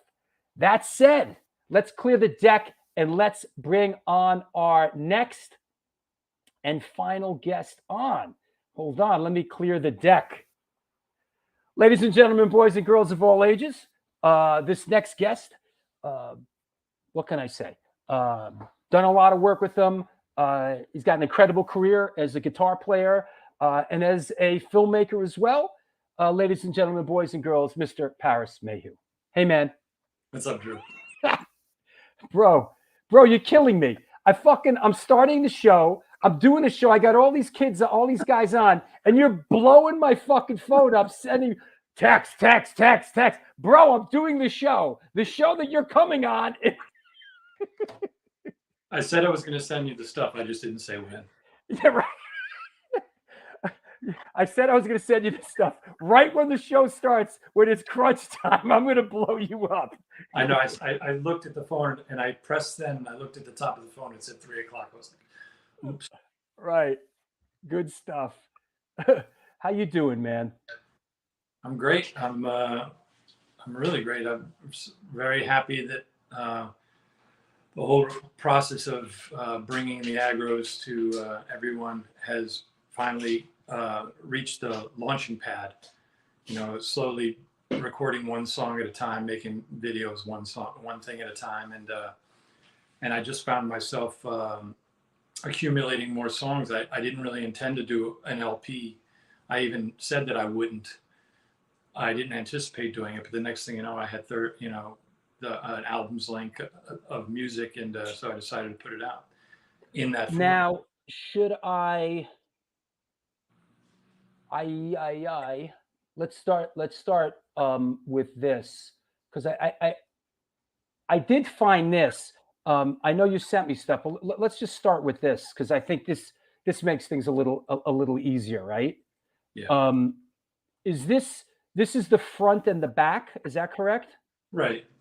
Yes. That's the front on the right, the back on the left. Okay. So let's address the back, which has the songs on it. So we're looking at 7 songs. Is that right? Yeah. I mean, the song City Kids is actually 3 songs. So I listed the sections separately, like I did in the music video. Yes. Back when I put the music video out, like when the songs changed over, I actually put it on the screen, like part 2, Ghosts of New York, part 3, Haunted. And so, yeah, there are 7 songs or 7 pieces of music, but City Kids kind of plays like the way some of the songs on Abbey Road do, where they just go right into each other. Sure. No lyrics, they just feel like musical movements. Sure. But I also want to mention, since we're looking at the album cover, the 3 artists that participated. We'll start with the front cover. Hold on. Let's do this, because let me get the whole front cover up there in all its glory, because it is a really nice boom. Let's talk about this. Yeah. Hey, how about that from my dad, bro? Good to see you guys together. Wow. Got to shout out my dad, Artie Stone, who's watching the show. Wow. That warms my heart. Hello. Oh, Pop, I love you. Thanks. And Artie's man. You know how it goes, Pop. Time wounds all heals. Yeah. So there you go. I mean, on a side note, Arnie was kind of like an inspiration in the early music video days. Just being able to visit his sets and seeing his commercials on television all the time, and and just observing the way he worked, and even to the point where we used his cinematographer, Greg Smith.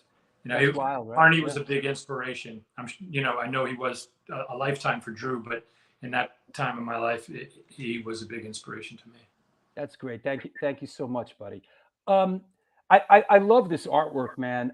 Who did this? I mean, this is some work right here, man. It's amazing to try to attach some kind of visual with music you've been working on for years, but yeah, I'd kind of like set the tone with the music videos. And when I saw Andrew's work, Andrew Montserrat, I saw it actually on Facebook. He had posted it as a background on his Facebook page, and we were friends on Facebook. And he's a New Yorker, but he lives down south.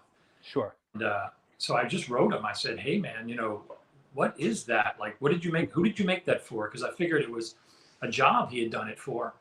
And he goes, "Oh, I made it for my son." Let me ask: Was it designed the way we're seeing it here, or did you modify it? Was it literally like this when you first saw it? No, I did modify it, but only in that it's square on the album cover, but the artwork is actually rectangle. It's pretty wide. It's like widescreen, like a movie. And I remember when I got it, I remember loving it so much and thinking to myself, but I don't really know how I'm going to be able to use this. I tried to figure out different ways, and then, just the same way I do everything with my band, when it came to put the album cover together, I initially tried to enlist artists, graphic artists to do it. And then I just ended up doing what I always do, which is getting Illustrator, getting all the Adobe products and just jumping in. And the first thing I do was I threw Andrew's drawing in there and tried to figure out ways to crop it and put logos on it. And then the next thing I know, all I did was I found a simple way to crunch it down into a square. Yeah. And it was absolutely perfect. Yeah. But as I was saying, it's like to have a visual that absolutely matches your vision of the music. Me feeling that the regional identity of being a native New Yorker played such a big role in forging the sound that I tried to express that in the music videos. But this drawing is just absolutely perfect. And like I said, I saw it on his Facebook page. He said he had made it for his son. And then he said to me, he goes, "I can make you another one." And I looked at this thing thinking to myself, you can make another one? well, even like Paulie says, I see CBGB on the bottom. It really harkens back to sort of an era that you and I a beloved era, Manic Panic, Rat Cage, A7. It really touches on, so much of the stuff that we love, and yet is contemporary in nature. Right. He asked me, he said, because the original drawing that I saw had different stores and stuff like that on it. And when he said he was going to start from scratch and make one just for the album cover, or make one just for Agros to promote it some way, shape, or form, we hadn't decided it would be the album cover yet. I gave him a list of places. And he added some of his own, but like Village Idiot, CBGB's, A7. Sure. Peppermint Lounge, I see. Yeah. Peppermint Lounge. Yeah. And he literally made the thing from scratch, and it was no time at all. And it was pretty unceremonious. It just arrived in the mail, like the original artwork in the mailbox. And I opened it up. I was kind of astonished. And that's what made the cover. So did you have to go? Did you bring it to like a professional place and scan it?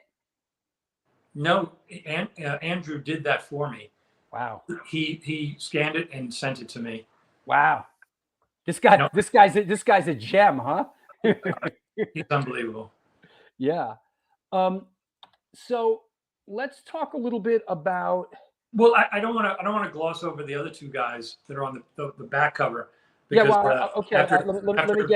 Let me get that back up. Hold on. It's just after talking about Andrew, it'd be kind of unkind to not mention the other two. No, absolutely. I'm sorry. Let me hold on. You know what? Let me do it right. You know how it is, Drew, with me. It's not going to be fast. Listen. I don't got a plane to catch. I'm good. I'm just. If anybody knows, it's me, buddy. I'm just cutting and pasting. I'm cropping the front cover out so we can specifically address the artwork on the back cover. Boom. How's that? That's fabulous. Okay, let's go. So starting at the top, the letters, I'm sure many fans of Cro-Mags recognize Sean Taggart's artwork signature. He did covers for Prom, Carnivore, Agnostic Front, Jerky Boys, and did almost every Cro-Mags flyer there ever was. But I hadn't been in contact with him for many years, and I wanted to do something, and I just wrote him an email, and he created this, and it was just absolutely perfect. And underneath that, the drawing, it's like a drawing from a still from the Chaos Magic music video. Sure. From a comic book artist in London named Andrew Sawyers. And I just, again, I saw that, and I was kind of torn between that on the cover and the other one on the cover. But I think as much as I love this drawing, the other one was more in line with the theme of the band as opposed to just a great drawing. So I incorporated his on the back and the other Andrews on the front. Yeah. Is Wildfire NYC Recordings, is that like your recording production company? Yes, my your brand, my wife, the brand. Marlon, basically everything I do creative outside of television when I'm working for somebody, we just put it under the Wildfire banner.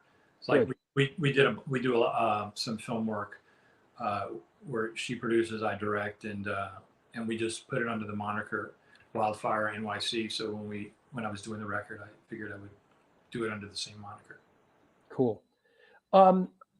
Can I do a segue here as But wait, you don't want to see the vinyl? Well, I'm getting to that. Hold on. Oh, that's right. Okay. You I know you have a method. Whoa! But keep it standing by because I want to address this. As Juratory 13 says, Crumbsuckers' Life of Dreams is fantastic art.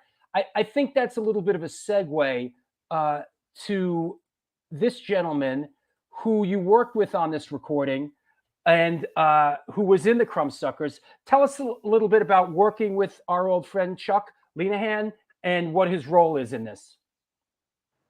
Well, I've known Chuck for a long, long time. I mean, even going back so far as when the Crumbsuckers were originally trying to record their album at CBGB's, I would skateboard down to CBGB's during the day on a Saturday and sit and watch them record, which was like such a great pleasure to see. And of course, seeing a million Crumbsuckers show. I love the Crumbsuckers. They were the band that I always thought was going to go blast off into the stratosphere. But singularly, I observed things about Chuck and the way he played even back then. But when we became friends, he used to play me these 4-track tapes of solos that he recorded. There were just these astronomical, like athletic guitar parts with like 5 or 6 harmonies. He had like a 4-track where he would bounce and bounce and bounce, and he would play solos that had just endless harmonies. And I remember like looking at him and being like, what are you going to use that for? Like, how does it fit in a musical context? Because we weren't playing Steve Vai type music. I just didn't understand. I thought it was astonishing, but I just didn't see how it would fit into a song context. But it was always something I had in the back of my mind. This just like astonishing kind of skill and not even skill, like just conceptual way of looking at playing guitar in the back of my mind. And after I released Chaos Magic, I 100% felt that it was complete. From beginning to end, I felt like the story was told, and I couldn't imagine adding or changing it in any way. But at some point, when I realized that I was going to do the album context, that I was going to remix the song anyway, and that it was open for something. And I just kept hearkening back to those 4-track tapes that Chuck had made. So I just sent Chuck an email that said, hey man, put a solo on this. And it's not like me and Chuck speak every day. So it was like, you know what? It's better that way, right? It's like he put a solo on. It's like, what? Just do this, will you? Get this done. It was a weird thing because I didn't even know how. He's a busy guy. I don't know what. Yeah. I sent him a solo. I sent him a song and I say, hey man, play a solo on this, and he just writes, okay. just literally, okay. And then like a couple of days went by and he sent me a solo, and it was like a rock solo. It was really good by any standard. Like if anybody would have heard it and been like, wow, that's a cool solo. Right. But it's just like I couldn't imagine changing the song that I thought was perfect for just a regular old solo. Sure. So I wrote him back. He wrote me back. He's like, hey, what did you think of the solo? I was like, it's okay. And then I told him the story about how I remembered how when we were young, he used to play me all these 4-track tapes. And I said, to be honest with you, that's what I want. I want that Chuck. I want the Chuck that that's been stuck in my brain all these years, and I never thought there would be a musical context for it. But I think this is the platform for his craziness. And so he just wrote back, okay. And then like 3 days later, he sent me, even my engineer, we were both looking at the email because there was like 25 tracks. And we were like, what are we looking at? We couldn't even figure out what it was. So we tried to drop it into Pro Tools, and we were like moving it around, and we were trying to call Chuck, but he lives in Maine and he doesn't get any reception. And we'd get him for a second, and then finally we figured it out. And it was just, it was this multi-layered, just like he did with the 4 tracks. And Vin Sin, my engineer, he finally figured it out. He's like, now I understand what he's doing. And we laid the solo in, and it was just this insane, it was exactly what I expected, but it was super melodic and it was super perfect. And when, so anybody who knows the music video version of Chaos Magic, there's going to be a remix, which sonically sounds tremendously better. And, really? And it has Chuck's 2 guitar solos. They're more like melodies, but they come in 2 different sections in the song. So the song is kind of like a remix. And I also took Chuck on the bridge, the Williamsburg Bridge, where I shot the video, and I reshot footage with Chuck. And there's going to be a remix video as well, which will be released in a couple of weeks. Cool.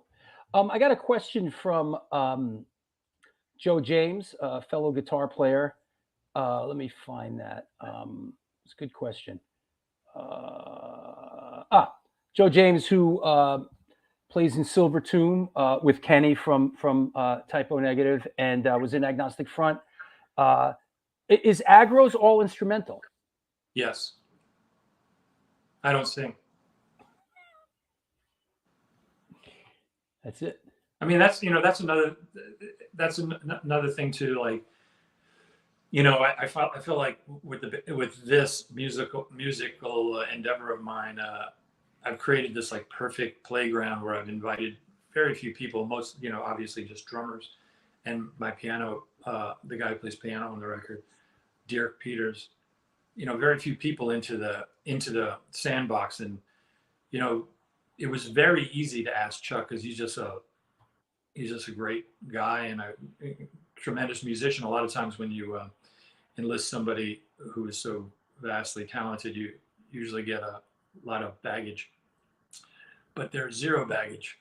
And so inviting Chuck in was a big deal. So I'm not closed to anybody coming in and participating, in a large way. I think of this as a collective type thing where I'll bring people in and see what they can contribute. Like I think of it, the way, a lot of, even though I call it a band, a lot of the ways solo artists change their bands and stuff like that. So there's definitely an open door. If 20-year-old Lane Staley walked through my door tomorrow, he would be in the band, but that is a rarity. Well, I like we spoke before, and you sort of want to keep it, you don't want it to be, if anybody else is coming in the band, I want to get some young guys in the band, some young blood, you mentioned to me, and not necessarily, you said, I kind of want to bring in some youth at some point, so that makes sense. It wasn't so much about youth. It was more about people who hadn't already been established. I didn't want to bring people's previous work into it to color it, but one of the other things about it being instrumental, a lot of people think like there's a hole in the music if it's instrumental. I guess those are people who don't listen to instrumental music like I do. I love the Dixie Dregs. I love Polyphia. I love so many of the bands from the 70s, Brand X. And what happens is, I always wrote my music to be, instrumentally. I always tried to make it as dense and as rich and as powerful and telling a story before the vocals got there. But the one thing about approaching it now, which I have much more of a musical vocabulary, is there's places that place where vocals would be, I've filled up with other things like conversations between the guitar and the bass, guitar conversations between the bass and the piano, different instruments taking the lead role, and not like in a solo way, but in a melodic way. Sure. And it makes you. It made me realize what I had in my toolbox to complete these songs without vocals, and it pushed me to do things that I'd never done before. I mean, one of the wonderful things about music is completing a song and realizing that you've achieved something you weren't capable of before. Definitely, you're definitely working, like you said, with breaking out different tools in the toolbox when you don't have like a sort of traditional vocalist, and you're trying to make that work with you're definitely working outside the box here. You pulled out the record before. Were you is this orange? Were you going to pull out the orange vinyl? What do you have over there? No, actually, the orange vinyl, the clear, and the blood red that I sent you the images of, those are only available in Europe. Oh, only available in Europe? Yes. Okay. In the States, I have these. They're different kind of red. They're called transparent red. Yeah, let's see. Hold on. Yeah. Break that puppy out. Oh, that's nice, man. Yeah. It's different than the European one is darker. I like them both. You know, I think every time I do a pressing, I'm going to do different colors. Wow, you got the records already, huh? Well, yes, and the European ones have been delivered to Cortex and Backbite, and a few other places in Europe. You know, Cortex and Backbite are both doing pre-sales in Europe, and we opened up our pre-sale here in the United States on our website, agros.nyc. There it is. Is www.agros.nyc? Yeah, instead of .com, I got NYC. Yeah. Right. So there it is. Anybody out there that's interested in picking up the record, it's very easy. www.agros.nyc. And you're buying directly from the artist. And that's right. I'm gonna, I appreciate having partners like Cortex and Backbite in Europe, and couldn't do it without them. But in the States, even though Cortex ships worldwide, we're leaning people towards buying from the Agro site. Obviously it'll be much cheaper for shipping anyway. So you got to go to the post office and all that? Yeah, well, Barblin does. I feel your pain, hon. I feel your pain. Boy, they're gonna grow. They're gonna grow to despise her at that post office out there, man. They're gonna be like, "Oh, this one again." Oh. But also, when I made the order for this stuff, when you make a record order, you get all kinds of options, and it's odd that even the manufacturers recommended you get, not as thick covers and do the inner sleeve not so expensive, and they're always trying to tell you how you can save money. Right. But I didn't do any of that. I got the thickest, best cover you can get. I did a full color inner sleeve. Wow, that's nice. Super thick, with tons of pictures. There's Chuck. Yeah. Chuck, and that's Dirk Peters, the piano player. Even though he's playing a vibraphone there, he wanted a picture of himself playing the vibraphone because he's primarily a vibraphonist. And that's an old picture of me. And then on the back, this is Cobbs. He plays drums on the majority of the record, even though there are other drummers. Nice. And he's going to be the touring drummer. And is it right? Do I see a drum? Is that Roy Moyerga plays drums on the track? On one track. Wow. Yeah, it was one of those great things. You talk about who you want to invite to the table. It wasn't even one of those kinds of things. Although, Roy plays with very big artists. Platinum selling pop rock artists and stuff like that. But I was just in LA, and how people see each other on Facebook. I posted probably something JFK to LAX, and the next thing you know, when I landed, I got a text from Roy saying, "Hey, you're in town. Did you bring your guitar?" And I wrote back, "Yes." And he said, "Okay, come over tomorrow and let's jam." So, and as casual as all that. And I went over. Yeah. his house, and he's got a lovely house and with his wife and his daughter. And in the backyard, he's got a recording studio. Yeah, he does. And so we go back there to jam, and he's got everything in headphones, and it's all very technical. And we just, you know, I'm not a cover guy, so we didn't play covers. I just started showing him riffs. And then, you know, within 2 hours, we were playing one of my songs from beginning to end. And he just looks at me and goes, "So you want to record it?" I go, "What do you mean?" He goes, "I got it all set up. This is where we do all the Stone Sour recordings. You know, all I have to do is press one button and it'll record." I was like, "Really? Wow." And so we laid down 2 versions real quick. We used the first one, and he just looked at me. He goes, "Okay, so," and he plays it back through the speakers. I'm like, "Oh my God, it sounds incredible." And he says, "Okay." He goes, "You want to lay down any more guitar tracks?" And I was like, "Sure." So I grabbed it and tuned up and did another track. And then I was like, "Oh, I always wanted to do this harmony part." We laid that down. And Roy is really, you know, he's just musically astute, and he wasn't a guy just pressing the buttons. He was really helping guide me, you know, like. Well, I think to his credit, you know, Roy is a career musician at this point. Is a guy that came up in the punk scene. He did his time in the trenches, and he's like a real career. He's a career musician. He has a love for the studio. He's a studio guy. Is that the studio, or isn't he a big Moog guy? Doesn't he have like? Is he the guy? Yeah, right. He's got a Moog in there, like a synthesizer or some shit. He's got tons of that stuff. Yeah. And also his whole recording, his whole Pro Tools, his whole recording studio was, from what I understand, was gifted to him from John Travis. Wow. You know, like John has taken a different direction, and it's wow. He just brought it all over to Roy, so that we were using, you know, he produced Devil Without a Cause and, you know, many records. But yeah, so anyway, we laid all these guitar tracks down, and he goes, "Oh, do you play bass?" And I said, "Yeah, I play bass." He goes, "Oh, Johnny Chow's bass is all set up over here, and it's all ready to go." And so I plugged in the bass, and we laid the bass track. And then excuse me, Johnny Chow, being the bass player, playing with Roy in Stone Sour. Correct. Right. Who is also a New Yorker. Is that right? Yeah, he used to work at the coffee shop in Union Square.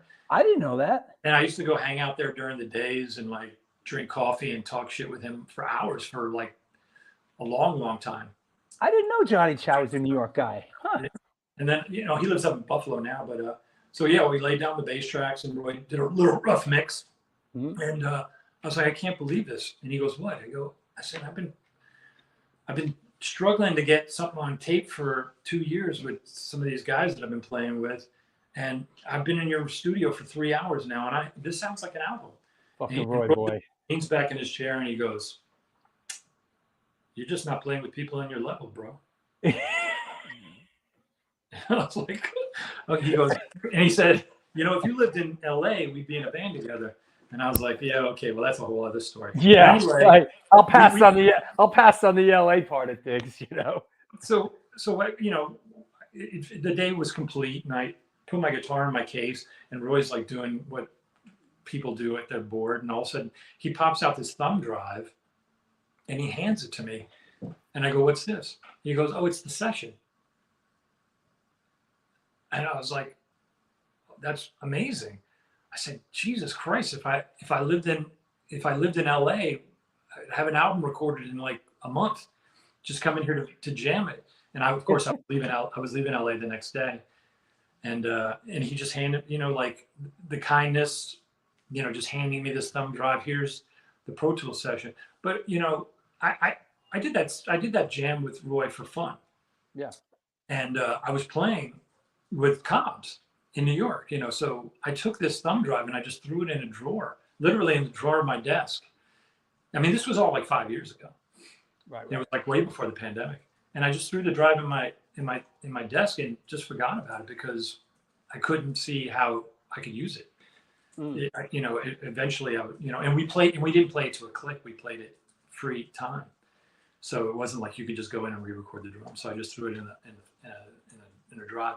And then ultimately, during the pandemic, you know, Cobbs had all these like family priorities, and he and his family like left the city and he went down to New Orleans or something like that, and that kind of ended our, you know, music relationship. I mean, the pandemic ended everything for a lot of people,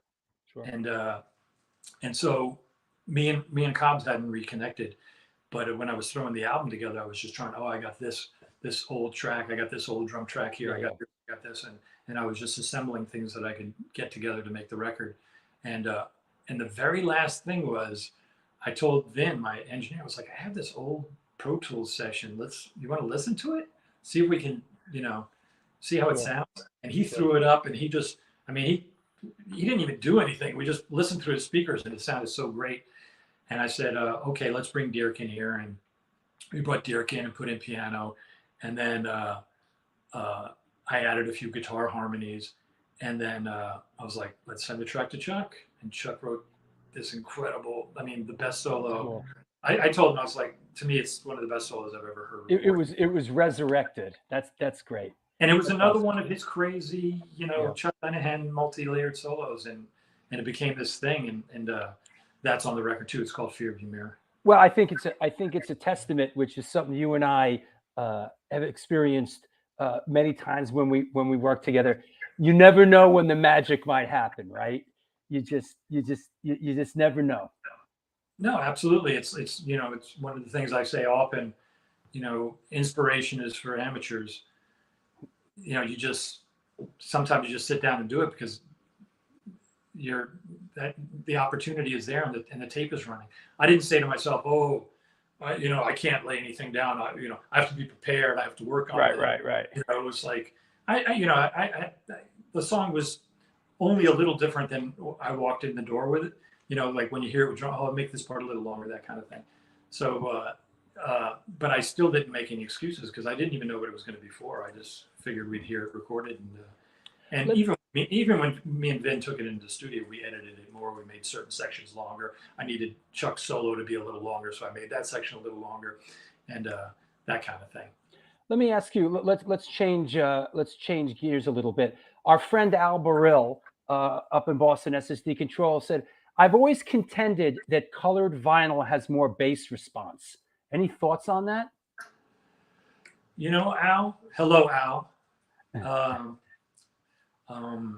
I've heard that also. I've heard that also. I think it's really interesting. I don't know about that. Well, I'm glad to hear it because I thought maybe you might marginalize the sound by doing color vinyl, but I guess that's not the case. The only color vinyl that I ever had in the past was I had like a white Metallica record, and I had a Rush picture disc and a King Diamond picture disc, all of which I never listened to. So I really can't say.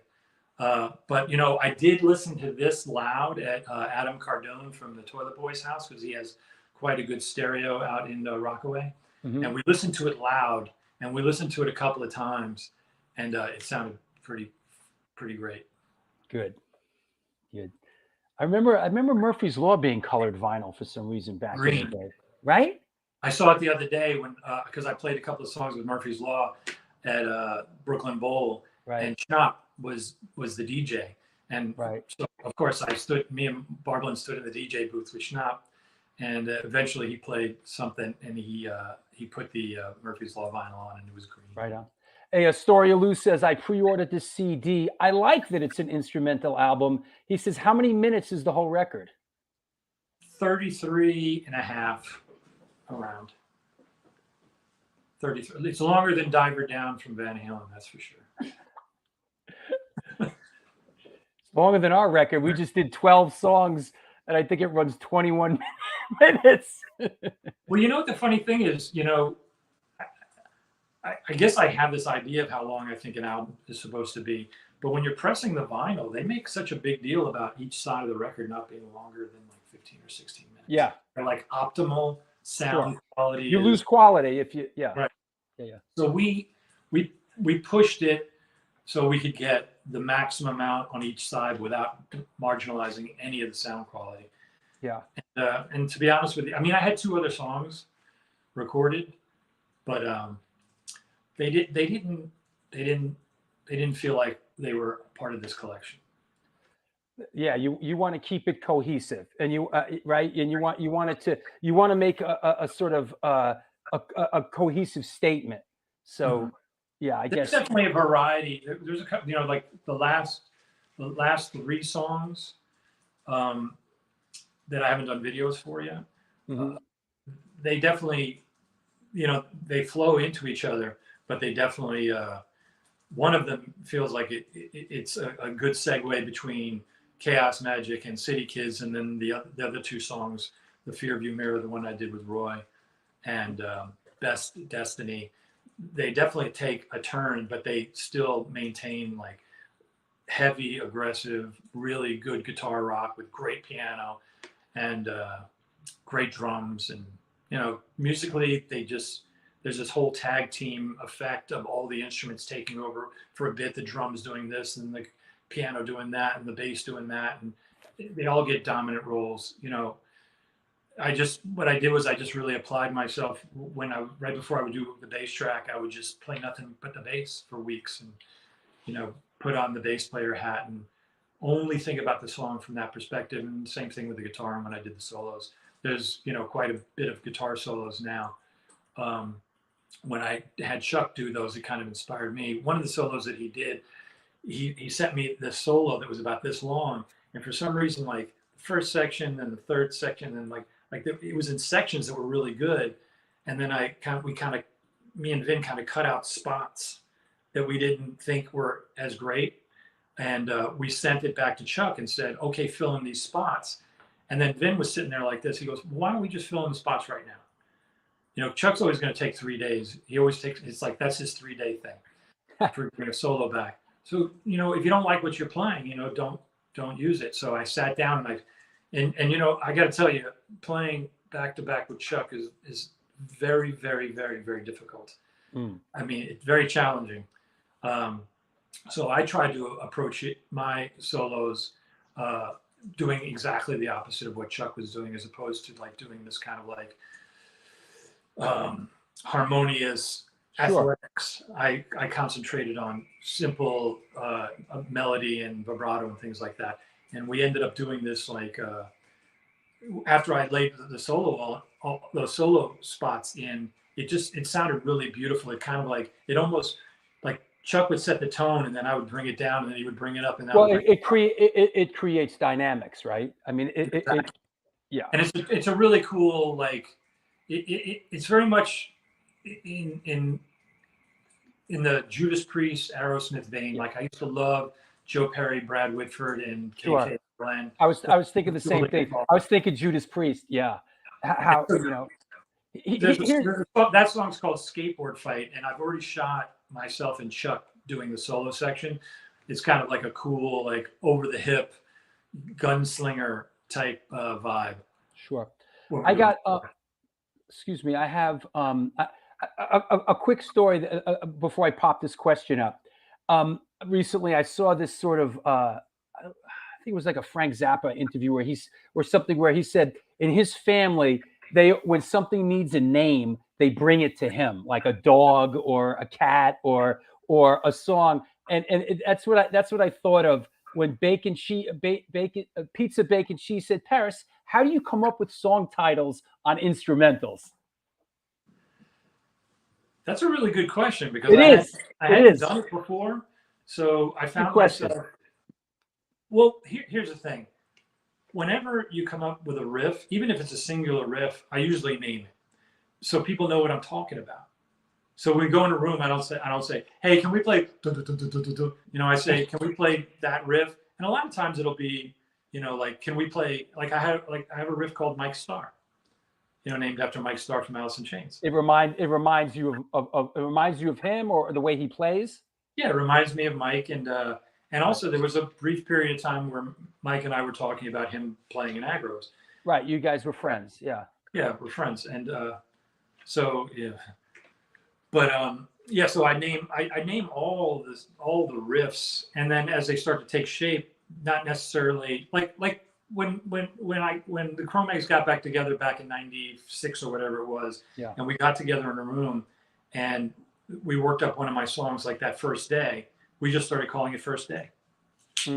So a lot of times you just want to identify it, but as the song takes shape, it gives you a feeling. And like one of the songs I have on the record has this kind of like, even though it's heavy, hard, and fast, it has this very kind of like syrupy, beautiful minor organ, church organ, kind of in the background, backing up the heaviness, and it's really fast and driving. And there's just something very super uplifting about it. And it just reminded me of, we always come back to Star Trek. That scene in the Star Trek movie where Spock says to Kirk, he goes, "I think, may I be so bold, Captain, but I think you taking the job at the Admiralty was a mistake. Being a starship captain is your first best destiny." And so I have a song called, where is it? I can't even see because I'm looking upside down. It's called Best Destiny. Best Destiny. You see it? Oh, there it is. Yeah, I got it.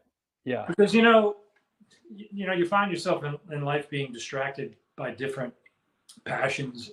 And I was, there was a time where I was just a musician. There was a time where I was just a music video director. Sure. And there was a time where I was just a camera operator on television.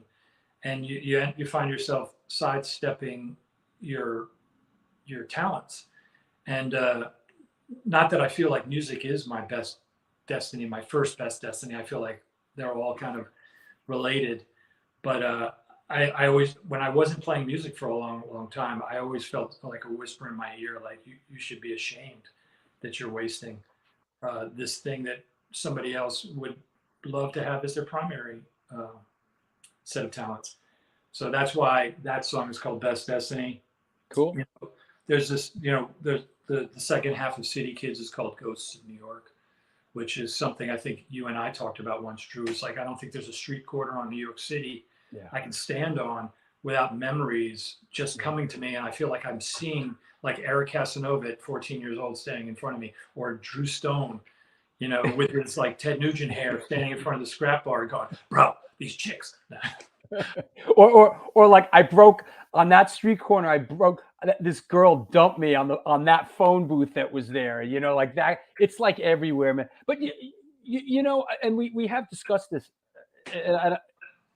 For a long time, I was haunted by a lot of that stuff. I'm not anymore. I've sort of worked through it. It's like, it's interesting that the ebb and flow of life. It's like, for a while there, it was very haunting to me. Now it's sort of passed through me, and you and I, we're still here in New York. We're still doing it. Yeah. Well, I mean, you could also think of haunting as a good thing, like in The Ghost and Mrs. Muir. Right.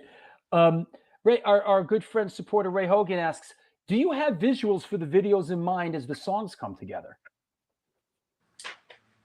That's a great question. I absolutely do not. Because sometimes they are not possible. Like I remember when I first wrote the opening riff to Chaos Magic, I 100% had this vision of like the camera starting on the guitar. And like in super close up on the hands, and the riff starts down, and the camera would pull out. It was on a drone, and it would go higher and be looking down at me, and you could see some kind of pattern on the ground. And then it would go even higher, like 25, 30 feet in the air, and suddenly you would start to see the outline of the drawing of the spider in Nazca, Peru. And then it would go super high up in the air, and you would see that I was standing in Nazca.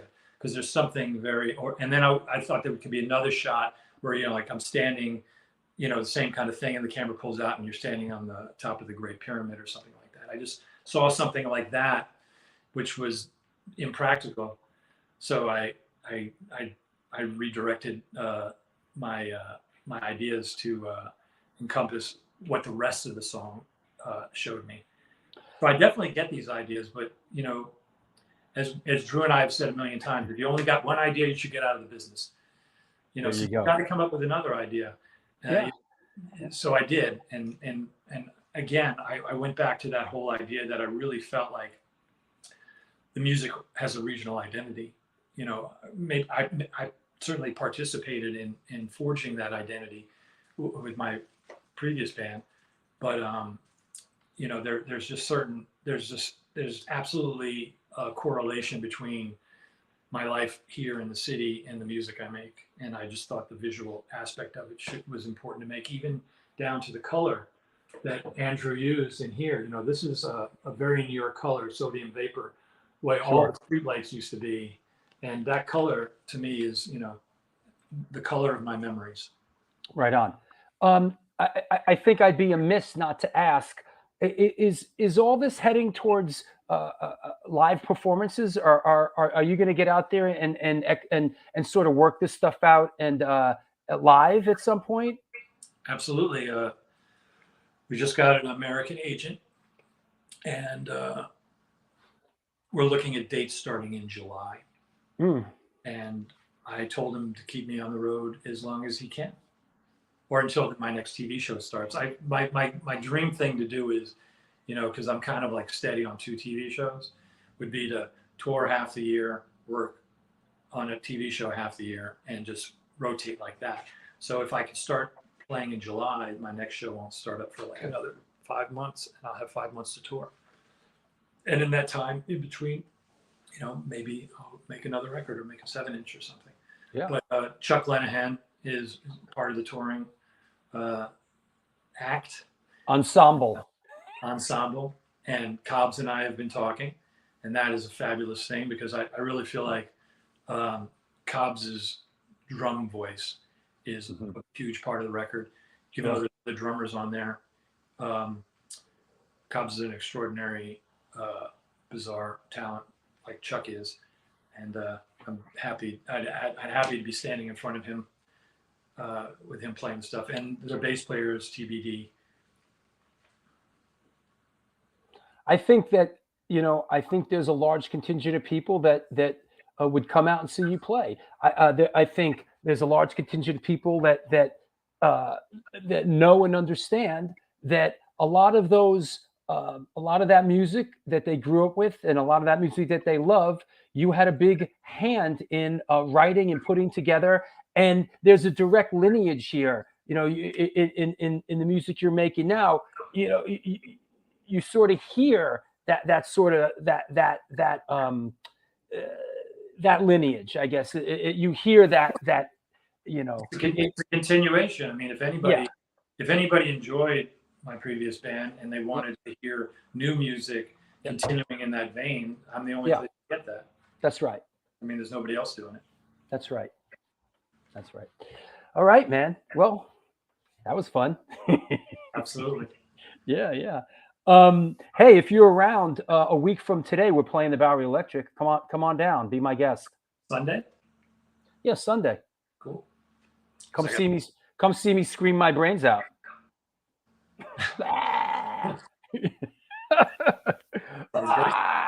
Yeah, why not? You know what? At Bowery Electric is like I say to the guys in the band, you know what? Let's just play here. Nowhere else ever. Let's just play this room like once a month for the next couple. And then, listen, New York's a cosmopolitan city. If someone wants to see us, they're coming through New York. They can see us in New York. You know, I don't want to go any. It's a hassle. Let's just play here. House band. Anyway, just in closing, you know. Oh yeah, let me put the address back on. Please. All my friends in Europe, Backbite Records and Cortex. They have 3 different color vinyls, and in the United States, agros.nyc, that's my site, so you'll be purchasing it directly from me. And you know, I apologize to people in Australia. I've already gotten some questions about that. Cortex will certainly ship anywhere worldwide. I know that it becomes problematic with the shipping costs, but they will, and I'll work it out. I'm working on something for the UK. I'm working on something for Japan, and I'm working on something for Australia and South America. But as this is a DIY thing all the way, things work a little slower than they do. My machine is not set up. I'm setting it up as I go. And but all those people in Europe and the US, it's here. I can't tell you how happy I am to present this to you, and I hope you enjoy it half as much as I enjoyed making it. Fantastic. I'm very happy that this has come to a culmination for you, man.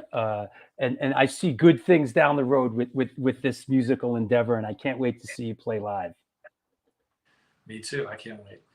All right. Say hi to Barb for me, man. I'll talk to you soon. Bye, Drew. Thank you. My pleasure. Bye-bye. Well, there you have it. Thus, bringing a close to today's cavalcade, musical cavalcade. Man, we had a lot. It could be like the most people we've ever had on this show in a day, and it went very smoothly. Hope you enjoyed it. It was great. Great. Keep in mind this Wednesday is, and I'm personally very excited about this. This one means a lot to me, the Hot Tuna retrospective. Then there is no show on Sunday because this is going on. And then a week from that Wednesday is Andy Guida from Altercation, Super Touch, Absolution, Stillborn. He has a recording studio called 6-3 Studio. And then on the line, Vinny Vitale, Dave Dictor, MDC, Skeeter, Danny Garcia, Louis Beto, and Lars Fredrickson. And then eventually Slicky Boys. Shows are being booked as we speak. So there you have it. Thank you. That's right, Sean Brennan. I'll see you at rehearsal on Tuesday, bro. We're playing Accelerate first in the set. Thank you, Marla. Hope you're well out there in the great Northwest. I don't think we're playing Crash Fest this year, hon, but we are. I think we'll be back in 2024. I don't think we're on for this year. Yes, Joe Frank, one for the books. It was great. I don't get stressed anymore. When somebody bags out, hey, I got to record. I'm like, hey, I tell Steven, make a flyer. Let's put the link out there. Let's put the link out there. I don't get shook much with this anymore. It's like I enjoy doing these shows. Astoria Lou, what's up, bro? Ray Hogan, I got 1997. Ray Hogan is editing the new book, The New York Hardcore Chronicles, Volume 2, 1990 to 1999. And it's really coming along. A lot of great voices in this one. This is going to be really great. It's getting it. Thank you, Lou Rizzo. I appreciate it. Oh, Hegs. Hey, Hegs, are you coming down on Sunday, bro? A week from today. A7 Rampage Mosh Crew represent, There you go. Anytime, come to New York. We are here. Me and Paris are here. My birthday show, we're going to be announcing my birthday show, June 25th, I think it is, at the Bowery Electric. And it's going to be really, we got like a real great show lined up. Can't announce it yet, but a band is playing on the bill that hasn't played in New York City in 35 years. Yeah, it's going to be really cool. So that said, thanks a lot, everybody. I'll see you either this Wednesday or Sunday down at the Bowery Electric. Until then, do good things. Listen, man, don't make me hit you with the new. Listen.